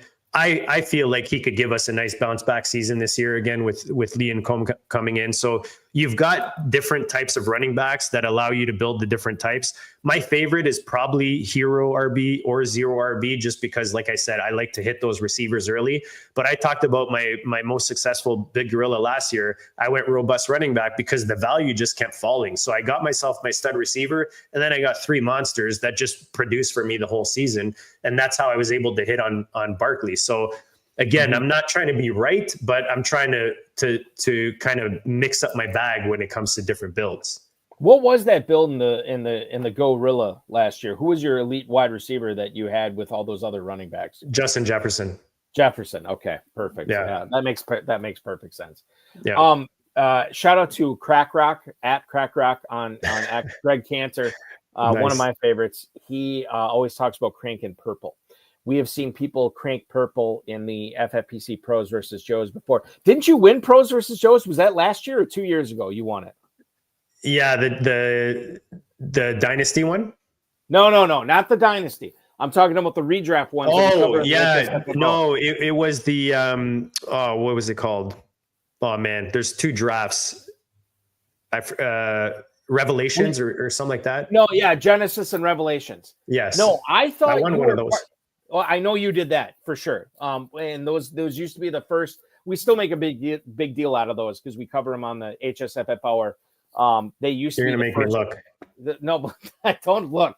But I'm just saying, like, those used to be the first drafts of the season. And obviously, as time has gone on, we've launched big gorillas and main events and other classic drafts and best ball drafts prior to then.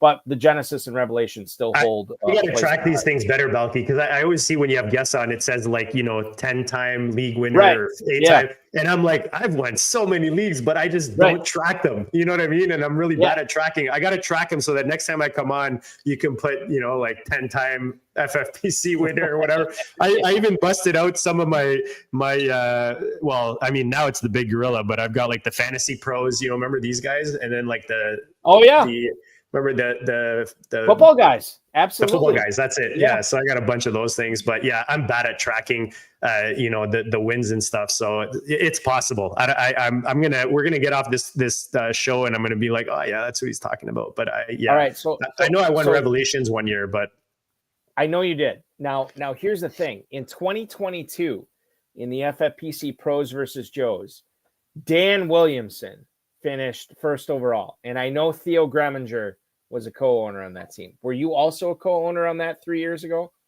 Let me pull up 2022 and I'll tell you. 2022, Dan Williamson and Theo Greminger were pros. I believe in the Pros versus Joes competition.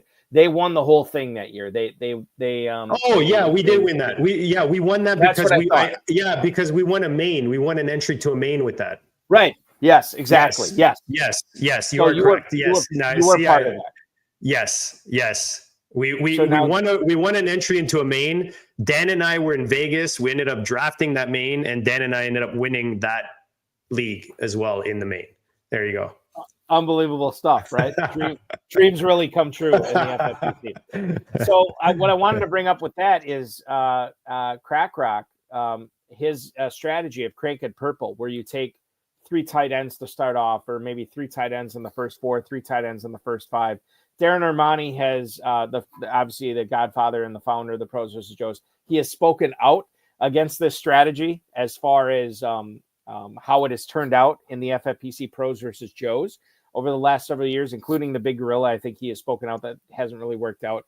Even in a tight end premium format like the FFPC, are you still reigning in control of how many tight ends you're drafting early, JD? It's hard for me. I think last year was probably the most I went, out of all the years that I've been drafting in tight end premium, where I was maybe dabbling more in those top tight ends, and it did not pay off at all. I just find that whenever I do well in a league, it's because I hit on one of those later tight ends. And, you see the guys that have won at the position, like the Brock Bowers, the Trey McBrides, that kind of thing. You're usually getting them later on in the drafts, the year that they hit the first year. So, again, I talked about the depth of the position. It's not a strategy that I necessarily use. And again, last year, the times that I did use it, it didn't pay off. So I'm even less inclined to use it this year. Not to say that I wouldn't ever do it, but it's not necessarily a strategy that I lean into. Last question for you here tonight, and it's kind of a loaded one, because I know you draft early on in the season, you draft in the middle part of the season, you draft late in the season. Rookies obviously change value, right? Prior to the NFL draft, after the NFL draft, and then leading up into training camp and everything, which we're going to have training camp in the next couple of weeks. For the first time ever, we're going to have we're going to have an NFL game in July, 3 weeks from today, I believe. Which has never happened before, which is going to be crazy with the Hall of Fame game. But I want to ask you about rookies. Do you feel like investing in a lot of rookies is the smart strategy? Not a lot of rookies is the best way to go? And how does that change throughout sort of drafting season as well, JD? Yeah, I mean, I think that the upside that they offer, I think it's you don't want to necessarily ignore them. Again, it's on the individual builds, right? So I want 1 or 2, maybe 3 rookies in my builds to get that upside and hopefully hit on them. But I'm not going to go super heavy. Like, I'm not going to grab 3 rookie, running backs early. I might, like, if I grab like a Henderson or a Hampton early, I'm going to grab more vets at the running back position as I go down the build. And same at tight end. If I grab one of the, like I saw, I did a draft. I don't remember if it was a Big Gorilla. Actually, I think it was the hard way, Big Gorilla, where we drafted. Yeah. I know Abib went heavy with the tight ends, with the rookie tight ends, and I think he grabbed like 4 of the rookie tight ends. I don't see a problem with that. I mean, if you hit on 2 of those, you're golden. Personally, if I grab I like balance in my builds, in the sense that if I go early receiver, then I'm probably going deep at running back. If I go rookie running back early, I'm probably going to balance that out with some vets and some guys that I know are going to, like, I'm more certain of what their role is. The one thing I will do as the season progresses is I am more willing to take those running backs earlier as we approach the season. And that's why I keep coming back to that one team. That was one of the last teams that I drafted before the season started. I'm more comfortable drafting those running backs and spending that capital on them early, than because we have more certainty at the position than we do. And there's also less health concern going into the season. You know what I mean? Like you spend big money on those running backs now. There's a lot of time between now and the start of the season where, injuries can happen. We see Najee Harris. Today is kind of an exception, but I am more inclined to spend that bigger capital on running back in those early rounds as I get closer to the season. Clarity definitely changes it. I don't think I necessarily need clarity to draft early. Sometimes I like not having clarity, but it changes the way I draft certain positions, as it does with you, JD, going forward. So good to have you on tonight. This was awesome. We will continue to follow you on X at Draft Room Baller, and of course the GOAT District channel, the Draft Room Baller channel on YouTube as well. What is the best way to consume as much JD content as possible? Where should our viewers go? Yeah, you said it. Draft Room Baller. Find me on X. You can find me on TikTok. You can find me on YouTube. We've got the Draft Room Baller channel, and on there you'll find the GOAT District High Stakes Fantasy Show as with myself and Dan Williamson. You know him as the Overhyped Sleeper over there on Player Profiler. And you'll see me in the FFPC streets drafting as well. I do at least 2 live drafts on my channel per week, where I'm streaming live, and along with some other content that's going to be coming out throughout the season. Today, I talked about earlier, I dropped a video for, if you're in the Scott Fishbowl 15, I dropped a video. It's kind of like a drafter's guide, offers you some free tools that maybe you're not aware of, and then some quick tips that'll help you along the way throughout your draft. I'm going to check that out. Go ahead. I was just going to say, I appreciate you having me on, Balky. I watch you guys all the time. I love the show. I love all the work you do. I know how much work you put into, being a co-host and all the back end stuff. So really appreciate the content you guys put out, and appreciate you having me on today. I appreciate all the content that you churn out for the FFPC too. You do a lot of great work on your YouTube channel, and I would encourage anybody who is drafting in the FFPC to check out Draft Room Baller on YouTube, obviously TikTok as well. Check out everything that JD is producing. And OG, as Theo Greminger, our mutual friend, would say, you are a real one. You are definitely a real one, and we appreciate that. FFPC is hosting the FFPC main event, the Big Gorilla Dynasty Leagues, and of course the Best Ball and Superflex Best Ball tournaments, all at myffpc.com. myffpc.com is where to go for that. We will sign off for now. We will be back at 7 o'clock Eastern time next Thursday with Fantasy Football Consistency Guide and Fantasy Football Expo founder Bob Lung, who will join us for 2 full hours in anticipation of the of the Fantasy Football Expo happening in Canton just in a few weeks. So that will be our show next week. For our producer, Matt Deutsch, for JD from the Draft Room Baller channel on YouTube, I'm Eric Balkman. This has been the FFPC Insider Access Show on the Better Sports Network. Have a great weekend, everybody. We'll talk with you next week.